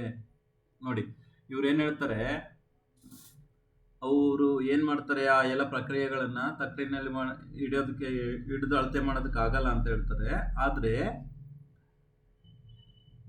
ಸರ್ಕಾರದ ಧೋರಣೆ ಅದು ಯಾವ ರೀತಿಯಾಗಿ ಯಾರಿಗೆ ಸಹಾಯ ಮಾಡ್ತಾ ಇದೆ, ಯಾವ ರೀತಿಯಾದ ಕಲ್ಯಾಣ ಮಾಡ್ತಾ ಇದೆ, ಸಮಾಜದ ಕಲ್ಯಾಣಕ್ಕಾಗಿ ಶ್ರಮಿಸ್ತಾ ಇದೆ, ಅಥವಾ ಅದು ಯಾವ ರೀತಿಯಾದಂಥ ಆಡಳಿತನ ನಿರ್ವಹಣೆ ಮಾಡ್ತಾ ಇದೆ, ಅದು ಯಾವ ರೀತಿಯಾದ ಕಾರ್ಯಕ್ರಮಗಳನ್ನು ಅನುಷ್ಠಾನಕ್ಕೆ ತರ್ತಾ ಇದೆ. ಸೊ ಹೀಗಾಗಿ ಸಾರ್ವಜನಿಕರಿಗೆ ಎಷ್ಟರ ಮಟ್ಟಿಗೆ ಅನುಕೂಲ ಆಗ್ತಾ ಇದೆ, ಸಾರ್ವಜನಿಕರಲ್ಲಿ ಮನಸ್ಥಿತಿ ಯಾವ ರೀತಿ ಇದೆ ಆ ಒಂದು ಸರ್ಕಾರದ ಮೇಲೆ ಅಥವಾ ಆ ಒಂದು ಪಕ್ಷದ ಆಡಳಿತದ ಮೇಲೆ ಅನ್ನೋದನ್ನ ಪ್ರಸ್ತುತ ಮುಂದಿನ ಚುನಾವಣೆಯಲ್ಲಿ ಏನು ಮಾಡ್ತಾರೆ, ಅವರು ಸರಿಯಾದಂಥ ಕಾರ್ಯಕ್ರಮಗಳನ್ನು ಕೊಟ್ಟು ಸರಿಯಾದ ರೀತಿಯಲ್ಲಿ ಅನುಷ್ಠಾನಕ್ಕೆ ತಂದಿದ್ರು ಅನ್ನೋದಾದರೆ ಅದೇ ಪಕ್ಷಕ್ಕೆ ಮತವನ್ನು ಹಾಕುವಂಥದ್ದು. ಸೊ ಈ ರೀತಿಯಾಗಿ ಯಾವ ಪಕ್ಷದ ಸರ್ಕಾರ ಬರುತ್ತೆ ಅಥವಾ ಯಾವ ಪಕ್ಷದ ಸರ್ಕಾರ ಬರಲ್ಲ, ಜನರ ಮನಸ್ಥಿತಿ ಯಾವ ರೀತಿ ಇದೆ ಅನ್ನೋದನ್ನು ನಾವು ಹೇಳ್ಬೋದು ಅನ್ನೋದನ್ನು ಇದ್ರ ಮೂಲಕ ಹೇಳ್ತಿದ್ದಾರೆ. ನಂತರದಲ್ಲಿ ರಾಜ್ಯಶಾಸ್ತ್ರ ಅಧ್ಯಯನವನ್ನು ಸುವ್ಯವಸ್ಥಿತವಾಗಿ ಮತ್ತು ಕ್ರಮಬದ್ಧವಾಗಿ ಅಧ್ಯಯನ ಮಾಡುವುದರ ಮೂಲಕ ಅದರ ಚಿಂತನೆಯನ್ನು ಉತ್ತಮವಾಗಿ ರೂಪಿಸಲು ಸರ್ವಸಮ್ಮತ ಸತ್ಯವನ್ನು ಪಡೆಯಬಹುದಾಗಿದೆ. ಉದಾಹರಣೆಗೆ 1789ರಲ್ಲಿ ನಡೆದ ಫ್ರಾನ್ಸಿನ ಕ್ರಾಂತಿಯು ಸ್ವಾತಂತ್ರ್ಯ, ಸಮಾನತೆ ಮತ್ತು ಭ್ರಾತೃತ್ವ ಎಂಬ ತತ್ವಗಳು ಯಾವುದೇ ರಾಷ್ಟ್ರದ ಅಡಿಗಲ್ಲು ಎಂಬುದನ್ನು ದೃಢಪಡಿಸಿದೆ. ನೋಡಿ, ರಾಜ್ಯಶಾಸ್ತ್ರವನ್ನು ಸುವ್ಯವಸ್ಥಿತವಾಗಿ ಮತ್ತು ಕ್ರಮಬದ್ಧವಾಗಿ ಅಧ್ಯಯನ ಮಾಡೋದ್ರ ಮೂಲಕ ಅದರ ಚಿಂತನೆಯನ್ನು ಉತ್ತಮವಾಗಿ ರೂಪಿಸ್ಬೋದು, ಅದರ ಸರ್ವಸಮ್ಮತ ಸತ್ಯವನ್ನು ಪಡಿಬೋದು. ಮತ್ತು ಅದಕ್ಕೊಂದು ಉದಾಹರಣೆ ಏನು ಕೊಡ್ತಾರೆ ಅವರು, 1789ರಲ್ಲಿ ಫ್ರಾನ್ಸ್ನಲ್ಲಿ ಒಂದು ಕ್ರಾಂತಿ ನಡೀತದೆ. ಆ ಕ್ರಾಂತಿನಲ್ಲಿ ಹೊರಗೆ ಬಂದಿರುವಂಥ ಅಂಶಗಳೇನನ್ನೋದ್ರೆ ಸ್ವಾತಂತ್ರ್ಯ ಇರಬೇಕು, ಸಮಾನತೆ ಬರಬೇಕು, ಮತ್ತು ಭ್ರಾತೃತ್ವ ಎಂಬ ತತ್ವಗಳು, ಅಂದರೆ ಭ್ರಾತೃತ್ವ ಭಾವನೆ, ಅಣ್ಣ ತಮ್ಮಂದರು ಸಹೋದರರು ಅನ್ನುವಂಥ ಭಾವನೆ ಇರಬೇಕು, ಎಲ್ಲರೂ ಸಮಾನವಾಗಿರಬೇಕು, ಮತ್ತು ಎಲ್ಲರಿಗೂ ಸ್ವಾತಂತ್ರ್ಯ ಇರಬೇಕು ಅನ್ನೋ ಅಂಶಗಳು ಯಾವುದೇ ರಾಷ್ಟ್ರದ ಅಡಿಗಲ್ಲು ಅಂದರೆ ಬೇಸಿಕ್ ಆಗಿ ಅವು ಇರಲೇಬೇಕು ಅನ್ನೋದನ್ನು ಹೊರಗೆ ತಂದಿದೆ ಅಂತ ಅವರು ಹೇಳ್ತಾ ಇರುವಂಥದ್ದು. ಜಗತ್ತಿನಾದ್ಯಂತ ಸರ್ವಾಧಿಕಾರತ್ವ, ದಮನಕಾರಿ ನೀತಿ, ಶೋಷಣೆ ಇವುಗಳೆಲ್ಲವುಗಳಿಂದ ವಿಮೋಚನೆ ಹೊಂದಲು ಪ್ರಜೆಗಳು ಮಾಡುತ್ತಿರುವ ಹೋರಾಟಗಳು ಈ ವಾದಕ್ಕೆ ಮತ್ತಷ್ಟು ಇಂಬು ನೀಡುತ್ತವೆ. ನೋಡಿ, ಯಾವ ಒಂದು ದೇಶದಲ್ಲಿ ಅಥವಾ ಯಾವ ದೇಶಗಳಲ್ಲಿ ಸರ್ವಾಧಿಕಾರ ಇದ್ದರೆ ಅಥವಾ ಎಲ್ಲಿ ದಮನಕಾರಿಯಾದಂಥ ನೀತಿಗಳಿದ್ದಾವೆ, ಶೋಷಣೆಗಳಿದ್ದಾವೆ, ಅಲ್ಲಿ ಅದರಿಂದ ವಿಮೋಚನೆ ಹೊಂದೋದಕ್ಕೆ ಪ್ರಜೆಗಳು ಏನು ಮಾಡ್ತಾರೆ, ಹೋರಾಟವನ್ನು ಮಾಡ್ತಾರೆ. ಸೊ ಅದಕ್ಕೆ ಇದು ಒಂದು ವಿಜ್ಞಾನ ವಿಷಯದಲ್ಲಿ ಬರುತ್ತೆ. ಈ ರೀತಿಯಾಗಿ ಅದು ಪ್ರತಿಕ್ರಿಯೆಯನ್ನು ನೀಡುತ್ತಾರೆ, ಪ್ರತಿಕ್ರಿಯೆಗಳು ಮೂಡ್ತವೆ ಅನ್ನೋದನ್ನು ಇವರು ಹೇಳುವಂಥದ್ದು. ಈ ಎಲ್ಲ 5 ಅಂಶಗಳನ್ನು ಅಥವಾ ಈ ಮೇಲಿನ ಅಂಶಗಳನ್ನು ಪರಾಮರ್ಶಿಸಿದಾಗ ರಾಜ್ಯಶಾಸ್ತ್ರ ವಿಜ್ಞಾನ ಅಂತ ಇವರು ಹೇಳ್ತಾರೆ. ನವನವೀನ ವಿಧಾನಗಳನ್ನು ಸಂಶೋಧನೆಗೊಳಪಡಿಸಿ ರಾಜ್ಯಶಾಸ್ತ್ರದ ಅಧ್ಯಯನವನ್ನು ಮತ್ತಷ್ಟು ಪ್ರಕಾಶಮಾನವನ್ನಾಗಿ ಮಾಡುವುದು ಸಾಧ್ಯ. ಅಂದರೆ ಈ ಎಲ್ಲ ಅಂಶಗಳನ್ನು ನಾವು ಇಟ್ಕೊಂಡು ಅದನ್ನು ಮತ್ತು ಪ್ರಕಾಶಮಾನವಾಗಿ ಅಂತ ಹೊಳೆಯುವಂತೆ ಮಾಡುವಂಥದ್ದು, ಹೊಸ ಹೊಸ ವಿಧಾನಗಳಿಗೆ ಒಳಪಡಿಸ್ಬೋದು, ಹೊಸ ಸಂಶೋಧನೆಗಳಿಗೆ ಒಳಪಡಿಸ್ಬೋದು ಅಂತೇಳಿ ಇವರು ಹೇಳುವಂಥದ್ದು. ಸೊ ರಾಜ್ಯಶಾಸ್ತ್ರವು ವಿಜ್ಞಾನ ಮತ್ತು ಕಲೆ ಎರಡೂ ಆಗಿದೆ. ನಿರಂತರ ವಿಸ್ಮೃತಿ ಮತ್ತು ಪರಿಷ್ಕರಣೆಯೊಂದಿಗೆ ಸತತವಾಗಿ ಸಾಧನೆ ಮಾಡುವ ಮೂಲಕ ರಾಜ್ಯಶಾಸ್ತ್ರವನ್ನು ಕಲೆಯನ್ನಾಗಿಸ್ಬೋದು. ನೋಡಿ, ರಾಜ್ಯಶಾಸ್ತ್ರ ವಿಜ್ಞಾನ ಹೌದು ಅಲ್ವಾ ಅಂತ ಆಯಿತು. ನಂತರದಲ್ಲಿ ಇವಾಗ ಏನಂದರೆ ರಾಜ್ಯಶಾಸ್ತ್ರ ಅನ್ನೋದು ಒಂದು ವಿಜ್ಞಾನನೂ ಹೌದು, ಒಂದು ಕಲೆನೂ ಹೌದು ಅನ್ನುವಂಥದ್ದು. ಸೊ ಒಬ್ಬ ಕಲಾವಿದ ತನ್ನ ನಿರಂತರ ಸಾಧನೆಯಿಂದ ಯಶಸ್ವಿ ಆಗಬಲ್ಲ, ಅದು ನಿಜ. ಸೊ ಅದೇ ರೀತಿ ಇದರ ಅಧ್ಯಯನದಲ್ಲಿ ಬರುವಂಥ ಉತ್ತಮ ಮತ್ತು ಸಮರ್ಥ ಆಡಳಿತ ನಿರ್ವಹಣೆ, ಯಶಸ್ವಿ ನಾಯಕತ್ವ, ಕಲ್ಯಾಣ ರಾಜ್ಯ ಮತ್ತು ಆಧುನಿಕ ರಾಜ್ಯದ ಪರಿಕಲ್ಪನೆ. ನೋಡಿ, ರಾಜ್ಯಶಾಸ್ತ್ರದಲ್ಲಿ ಬರುವಂಥ ಉತ್ತಮ ಮತ್ತು ಸಮರ್ಥ ಆಡಳಿತ ನಿರ್ವಹಣೆ ಮತ್ತು ಯಶಸ್ವಿ ನಾಯಕತ್ವ, ಕಲ್ಯಾಣ ರಾಜ್ಯ ಮತ್ತು ಆಧುನಿಕ ರಾಜ್ಯದ ಪರಿಕಲ್ಪನೆ, ಜನಾದರಣೆಯ ನ್ಯಾಯ ತೀರ್ಪುಗಳು ಮುಂತಾದವುಗಳು ರಾಜ್ಯಶಾಸ್ತ್ರವನ್ನು ಖಂಡಿತವಾಗಿಯೂ ಒಂದು ವಿಷಯವನ್ನಾಗಿ ನಿರೂಪಿಸಿದೆ. ಇದನ್ನು ಕಲಾ ವಿಷಯ ಅನ್ನೋದನ್ನು ಇವರು ಅರ್ಥ ಮಾಡ್ಕೊಳ್ತಿರುವಂಥದ್ದು. ಬನ್ನಿ, ಇವಾಗ ಯಾವ್ಯಾವ ಚಿಂತಕರು ಯಾವ ರೀತಿಯಾದಂಥ ವ್ಯಾಖ್ಯೆಗಳನ್ನು ನೀಡಿದ್ದಾರೆ ಅನ್ನೋದನ್ನು ನಾವು ನೋಡ್ತಾ ಹೋಗೋಣ. ರಾಜ್ಯಶಾಸ್ತ್ರದ ಬಗ್ಗೆ ಕೆಲವು ಚಿಂತಕರು ತಮ್ಮದೇ ಆದ ಶೈಲಿನಲ್ಲಿಯೂ ವ್ಯಾಖ್ಯೆಗಳನ್ನು ನೀಡಿದ್ದಾರೆ. ಯಾರ್ಯಾರು ಕೊಟ್ಟಿದ್ದಾರೆ? ಜಾನ್ ಸಿಲೆ ಅವರು, ಸರ್ ಜಾನ್ ಸಿಲೆ ಅನ್ನುವಂಥವ್ರು. ಅರ್ಥಶಾಸ್ತ್ರವು ಹಣ, ಸಂಪತ್ತನ್ನು, ಜೀವಶಾಸ್ತ್ರವು ಸಕಲ ಜೀವರಾಶಿಗಳ ಜೀವನವನ್ನು, ಬೀಜಗಣಿತವು ಅಂಕಿ ಸಂಖ್ಯೆಗಳ ಅಧ್ಯಯನ ಮಾಡುವಂತೆ ಸರ್ಕಾರದ ವಿದ್ಯಮಾನಗಳನ್ನು ಅಧ್ಯಯನ ಮಾಡುವ ಶಾಸ್ತ್ರವೇ ರಾಜ್ಯಶಾಸ್ತ್ರ. ನೋಡಿ, ಸರ್ ಜಾನ್ ಸಿಲೆ ಅವರು ಏನು ಹೇಳ್ತಾರೆ, ಅರ್ಥಶಾಸ್ತ್ರ ಯಾವುದ್ರ ಬಗ್ಗೆ? ಹಣ ಮತ್ತು ಸಂಪತ್ತಿನ ಬಗ್ಗೆ ಅಧ್ಯಯನ ಮಾಡುತ್ತೆ. ಜೀವಶಾಸ್ತ್ರ ಯಾವುದ್ರ ಬಗ್ಗೆ? ಸಕಲ ಜೀವರಾಶಿಗಳ ಜೀವನವನ್ನು ಮತ್ತು ಬೀಜಗಣಿತ ಅಂಕಿ ಸಂಖ್ಯೆಗಳ ಬಗ್ಗೆ ಅಧ್ಯಯನ ಮಾಡುತ್ತೆ. ಆದರೆ ರಾಜ್ಯಶಾಸ್ತ್ರ ಸರ್ಕಾರದ ವಿದ್ಯಮಾನಗಳನ್ನು ಅಧ್ಯಯನ ಮಾಡುತ್ತೆ ಅಂತ ಯಾರು ಹೇಳ್ತಾ ಇದ್ದಾರೆ? ಸರ್ ಜಾನ್ ಸಿಲೆ ಅವರು ಈ ರೀತಿಯಾದಂಥ ಒಂದು ವ್ಯಾಖ್ಯೆಯನ್ನು ನೀಡುವಂಥದ್ದು. ಗಾರ್ನರ್ ಅವರು ಏನು ಹೇಳ್ತಾರೆ ಅಂದರೆ, ರಾಜ್ಯಶಾಸ್ತ್ರದ ಅಧ್ಯಯನ ರಾಜ್ಯದೊಂದಿಗೆ ಆರಂಭವಾಗಿ ರಾಜ್ಯದೊಂದಿಗೆ ಅಂತ್ಯವಾಗುತ್ತದೆ. ನೋಡಿ, ಇವೆಲ್ಲ ವಾಕ್ಯಗಳನ್ನು ನೀವು ಅರ್ಥ ಮಾಡ್ಕೋಬೇಕು, ನೆನಪಲ್ಲಿ ಇಟ್ಕೊಳ್ಬೇಕು. ರಾಜ್ಯಶಾಸ್ತ್ರದ ಅಧ್ಯಯನ ರಾಜ್ಯದಿಂದನೇ ಆರಂಭ ಆಗುತ್ತೆ, ರಾಜ್ಯದಿಂದನೇ ಅಂತ್ಯ ಆಗುತ್ತೆ. ಅಂದರೆ ರಾಜ್ಯಶಾಸ್ತ್ರ ಇರೋದು ರಾಜ್ಯದಿಂದನೇ ಆರಂಭ, ರಾಜ್ಯದಿಂದನೇ ಅಂತ್ಯ ಆಗುವಂಥದ್ದು ಅಂತ ಗಾರ್ನರ್ ಅವರು ಹೇಳ್ತಿರೋದು. ಪಾಲ್ ಜೆನೆಟ್ ಅವರು ಏನು ಹೇಳ್ತಾರೆ ಬನ್ನಿ ನೋಡೋಣ. ರಾಜ್ಯದ ಮೂಲ ಮತ್ತು ಸರ್ಕಾರದ ತತ್ವಗಳನ್ನು ಕುರಿತು ಅಧ್ಯಯನ ಮಾಡುವ ಶಾಸ್ತ್ರವೇ ರಾಜ್ಯಶಾಸ್ತ್ರ ಅಂತ. ನೋಡಿ, ಪಾಲ್ ಜೆನೆಟ್ ಅನ್ನೋ ಚಿಂತಕರು ಏನು ಹೇಳ್ತಾರೆ? ರಾಜ್ಯದ ಮೂಲ ಮತ್ತು ಸರ್ಕಾರದ ತತ್ವಗಳನ್ನು ಕುರಿತು, ಅಂದರೆ ರಾಜ್ಯದ ಮೂಲ. ಸೊ ಈ ರಾಜ್ಯ ಯಾವ ರೀತಿಯಾಗಿದೆ, ಈ ಎಷ್ಟು ವಿಸ್ತೀರ್ಣ ಹೊಂದಿದೆ, ಏನೆಲ್ಲ ಸೌಲಭ್ಯಗಳಿವೆ, ಏನೇನು ಸೋರ್ಸಸ್ ಇದೆ, ಇಲ್ಲಿ ಯಾವ ರೀತಿಯಾದಂಥ ಸರ್ಕಾರ ಇದೆ, ಅದರ ತತ್ವಗಳೇನು ಅನ್ನೋದನ್ನ ಅಧ್ಯಯನ ಮಾಡುವಂಥ ಒಂದು ಶಾಸ್ತ್ರ ಏನಿದೆ ಅದೇ ರಾಜ್ಯಶಾಸ್ತ್ರ ಅಂತ ಪಾಲ್ ಜೆನೆಟ್ ಅವರು ಹೇಳ್ತಾರೆ. ಗ್ಯಾರಿಸ್ ಅವರು ಏನು ಹೇಳ್ತಾರೆ ಅಂದರೆ, ರಾಜ್ಯದ ತಳಹದಿ, ಪ್ರಗತಿ, ಧ್ಯೇಯೋದ್ದೇಶ ಮತ್ತು ಅದರ ಎಲ್ಲ ರಾಜಕೀಯ ಸಮಸ್ಯೆಗಳ ಅಧ್ಯಯನವೇ ರಾಜ್ಯಶಾಸ್ತ್ರ. ನೋಡಿ, ಇವರು ರಾಜ್ಯದ ತಳಹದಿ, ಬೇಸಿಕ್ ಏನಿದೆ ರಾಜ್ಯದ್ದು, ಅದರ ಪ್ರಗತಿ, ಡೆವಲಪ್ಮೆಂಟ್, ಗ್ರೋತ್ ಅದೆಲ್ಲ ಏನಿದೆ ಅದು, ಮತ್ತು ಅವರ ಆಬ್ಜೆಕ್ಟಿವ್ಸು, ಧ್ಯೇಯೋದ್ದೇಶಗಳೇನಿದೆ ಅದು, ಮತ್ತು ಅದರ ರಾಜಕೀಯ ಸಮಸ್ಯೆಗಳ ಅಧ್ಯಯನ. ನೋಡಿ, ರಾಜಕೀಯ ಮತ್ತು ಬರೀ ಗವರ್ನೆನ್ಸ್ ಬಗ್ಗೆ ಮಾತ್ರ ಯೋಚನೆ ಮಾಡ್ತಿಲ್ಲ, ರಾಜಕೀಯ ಸಮಸ್ಯೆಗಳು, ಪೊಲಿಟಿಕಲ್ ಪ್ರಾಬ್ಲಮ್ಸ್, ಪೊಲಿಟಿಕಲ್ ಇಶ್ಯೂಸ್ ಏನಿದೆ ಅವುಗಳನ್ನು ಕೂಡ ರಾಜ್ಯಶಾಸ್ತ್ರ ಅಧ್ಯಯನ ಮಾಡುತ್ತೆ ಅಂತೇಳಿ ಗ್ಯಾರಿಸ್ ಅವರು ಹೇಳ್ತಾ ಇದ್ದಾರೆ. ಕ್ಯಾಟಲಿನ್ ಅನ್ನೋರು ಏನು ಹೇಳ್ತಾರೆ ಅಂದರೆ, ಮಾನವನ ರಾಜಕೀಯ ಚಟುವಟಿಕೆಗಳನ್ನು ಕುರಿತು ಅಧ್ಯಯನ ಮಾಡುವ ಶಾಸ್ತ್ರವೇ ರಾಜ್ಯಶಾಸ್ತ್ರ. ಬನ್ನಿ ಅವರು ನೋಡಿ, ಮಾನವನ ರಾಜಕೀಯ ಚಟುವಟಿಕೆಗಳನ್ನು ಕುರಿತು ಅಧ್ಯಯನ ಮಾಡುವ ಶಾಸ್ತ್ರವೇ ರಾಜ್ಯಶಾಸ್ತ್ರ ಅಂತ ಯಾರು ಹೇಳ್ತಾರೆ? ಕ್ಯಾಟಲಿನ್. ಮಾನವ ಏನೇನು ರಾಜಕೀಯ ಚಟುವಟಿಕೆಗಳು ಮಾಡ್ತಾನೋ ಅವುಗಳನ್ನೆಲ್ಲನೂ ಅಧ್ಯಯನ ಮಾಡುವಂಥದ್ದೇ ರಾಜ್ಯಶಾಸ್ತ್ರ ಅಂತೇಳಿ ಕ್ಯಾಟಲಿನ್ ಅವರು ಹೇಳ್ತಾರೆ. ಸೊ ಇವು ಎಲ್ಲ ವ್ಯಾಖ್ಯೆಗಳನ್ನು ನಾವು ಅವಲೋಕಿಸಿದಾಗ ನಮಗೇನು ಅರಿವಾಗುತ್ತೆ ಅನ್ನೋದಾದರೆ, ರಾಜ್ಯಶಾಸ್ತ್ರ ಸಂಘಟಿತ ಸಮಾಜದಲ್ಲಿ ಮಾನವನ ರಾಜಕೀಯ ಚಟುವಟಿಕೆಗಳು ಮತ್ತು ರಾಜ್ಯ ಹಾಗೂ ಸರ್ಕಾರವನ್ನು ಕುರಿತು ಅಧ್ಯಯನ ಮಾಡುತ್ತೆ.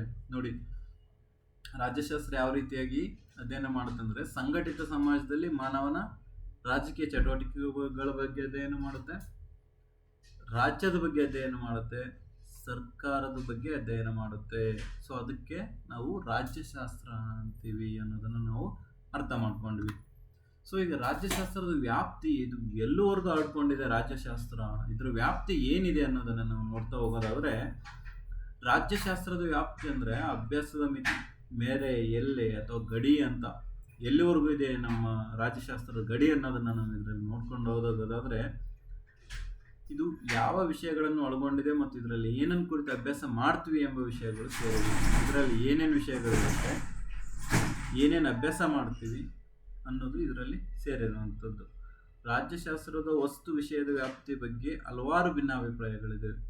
ನೋಡಿ, ರಾಜ್ಯಶಾಸ್ತ್ರದ ವಸ್ತು ವಿಷಯದ ಬಗ್ಗೆ ಹಲವಾರು ಭಿನ್ನಾಭಿಪ್ರಾಯಗಳು ಇರೋದೇ ಚಿಂತಕರಂದ ಮೇಲೆ. ಸೊ ಆ ಒಂದು ಹಲವಾರು ಭಿನ್ನಾಭಿಪ್ರಾಯಗಳಿದೆ ಅನ್ನೋದು. ರಾಜ್ಯಶಾಸ್ತ್ರದ ವಸ್ತು ವಿಷಯದ ಬಗ್ಗೆ 3 ವರ್ಗದ ಚಿಂತಕರು 3 ರೀತಿಯ ವರ್ಗೀಕರಣ ಮಾಡಿದರು. ಒಂದು, ರಾಜ್ಯದ ಅಧ್ಯಯನ, ಸರ್ಕಾರದ ಅಧ್ಯಯನ, ರಾಜ್ಯ ಮತ್ತು ಸರ್ಕಾರಗಳೆರಡರ ಅಧ್ಯಯನ ಮಾಡಿದರು. ಇಲ್ಲಿ 3 ರೀತಿಯಲ್ಲಾಗಿ ವಿಭಜನೆ ಮಾಡಿರುವಂಥದ್ದು. ಯಾವ ರೀತಿಯಾಗಿ? ಮೊದಲನೆಯವರು ರಾಜ್ಯದ ಅಧ್ಯಯನದ ಬಗ್ಗೆ ಮಾತಾಡ್ತಾರೆ, ಸರ್ಕಾರದ ಅಧ್ಯಯನದ ಬಗ್ಗೆ ಮಾತಾಡ್ತಾರೆ, ರಾಜ್ಯದ ಅಧ್ಯಯನ ಬಗ್ಗೆ.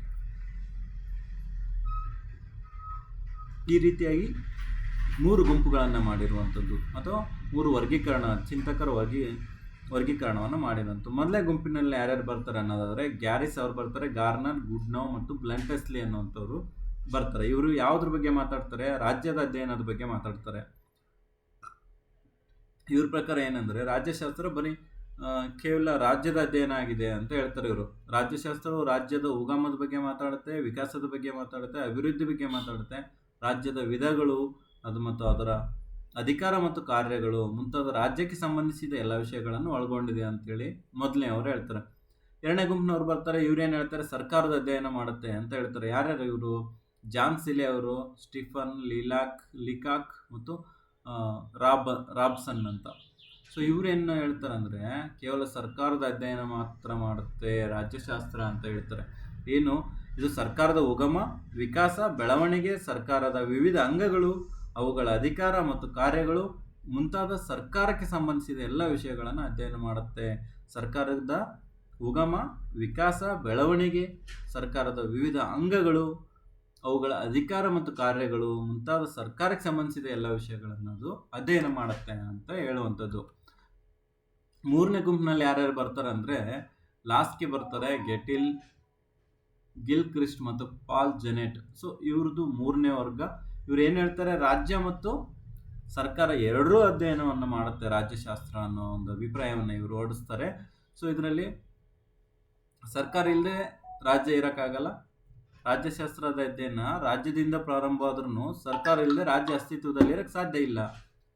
ಸೊ ಒಂದು ರಾಜ್ಯ ಅಂದ ಮೇಲೆ ಒಂದು ಸರ್ಕಾರ ಇರಲೇಬೇಕು. ರಾಜ್ಯವು ತನ್ನ ಉದ್ದೇಶ ಸಾಧನೆಗಾಗಿ ಹಾಗೂ ದೈನಂದಿನ ವ್ಯವಹಾರ ನಡೆಸಬೇಕಾದ್ರೆ ಸರ್ಕಾರಿ ಯಂತ್ರ ಅನಿವಾರ್ಯ. ಸೊ ಅದೇ ರೀತಿ ಸರ್ಕಾರ ಅಸ್ತಿತ್ವದಲ್ಲಿರಬೇಕಾದ್ರೆ ಪರಮಾಧಿಕಾರ ಹೊಂದಿರೋ ರಾಜ್ಯ ಇರಬೇಕು. ಹಾಗಾಗಿ ರಾಜ್ಯ ಮತ್ತು ಸರ್ಕಾರ ಒಂದೇ ನಾಣ್ಯದ ಎರಡು ಮುಖಗಳು. ರಾಜ್ಯ ಇದ್ದರೆ ಸರ್ಕಾರ ಇರುತ್ತೆ, ಸರ್ಕಾರ ಇದ್ದರೆ ರಾಜ್ಯ ಇರುತ್ತೆ. ಸೊ ಹಂಗಾಗಿ ರಾಜ್ಯ ಮತ್ತು ಸರ್ಕಾರ ಅನ್ನೋದು ಒಂದೇ ನಾಣ್ಯದ ಎರಡು ಮುಖಗಳಿದ್ದಂಗೆ. ಸೊ ಹಾಗಾಗಿ ರಾಜ್ಯಶಾಸ್ತ್ರ ಅನ್ನೋದು ಎರಡನ್ನೂ ಅಧ್ಯಯನ ಮಾಡುತ್ತೆ ಅಂತ ಹೇಳುವಂಥದ್ದು. ಹಿಂದೆ ಕೇವಲ ಪೊಲೀಸ್ ರಾಜ್ಯವಾಗಿದ್ದು ಪ್ರಜೆಗಳ ಪ್ರಾಣ ಮತ್ತು ಆಸ್ತಿ ರಕ್ಷಣೆಗೆ ಮಾತ್ರ ಸೀಮಿತ ಇತ್ತು. ಹಿಂದಿನ ಕಾಲದಲ್ಲಿ ಪೊಲೀಸ್ ರಾಜ್ಯ ಇದ್ದು ಪ್ರಜೆಗಳ ಪ್ರಾಣ ಮತ್ತು ಆಸ್ತಿ ರಕ್ಷಣೆ ಮಾತ್ರ ಸೀಮಿತ ಆಗಿತ್ತು. ಆದರೆ ಆಧುನಿಕ ರಾಜ್ಯಗಳು ಇವಾಗೇನು ಕಲ್ಯಾಣ ರಾಜ್ಯಗಳಾಗಿದ್ದಾವೆ. ಪ್ರಜೆಗಳ ಗರ್ಭದಿಂದ ಗೋರಿಯವರೆಗೆ ಪ್ರಜೆಗಳಿಗೆ ಎಲ್ಲ ಮೂಲಭೂತ ಸೌಕರ್ಯಗಳನ್ನು ಒದಗಿಸಲು ಕಟಿಬದ್ಧ ಆಗಿದೆ.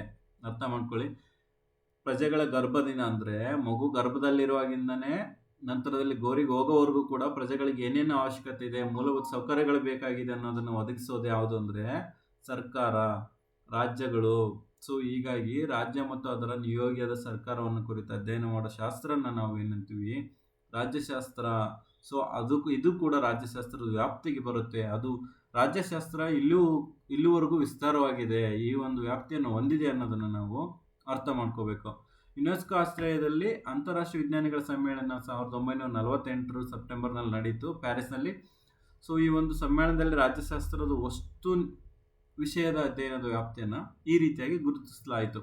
ಸೊ ಯಾವ್ಯಾವ ರೀತಿಯಲ್ಲಿ ಅಂತ ನಾವು ನೋಡೋದಾದರೆ ರಾಜಕೀಯ ಸಿದ್ಧಾಂತ, ರಾಜಕೀಯ ಸಂಸ್ಥೆಗಳು, ರಾಜಕೀಯ ಪಕ್ಷಗಳು. ಸೊ ಈ ರೀತಿಯಾಗಿ ನಾವು ಇದನ್ನು ಅರ್ಥ ಮಾಡ್ಕೊಬೋದು, ಓದ್ಕೊಂಡು ಹೋಗ್ಬೋದು. ಸೊ ರಾಜಕೀಯ ಸಿದ್ಧಾಂತಗಳು ವ್ಯಾಪ್ತಿ ಎಲ್ಲಿವರೆಗೂ ಬರುತ್ತೆ, ಇದರ ವಸ್ತು ವಿಷಯಗಳು ಯಾವುದು ಅನ್ನೋದನ್ನು ನಾವು ಇವಾಗ ಓದ್ತಾ ಹೋಗೋಣ.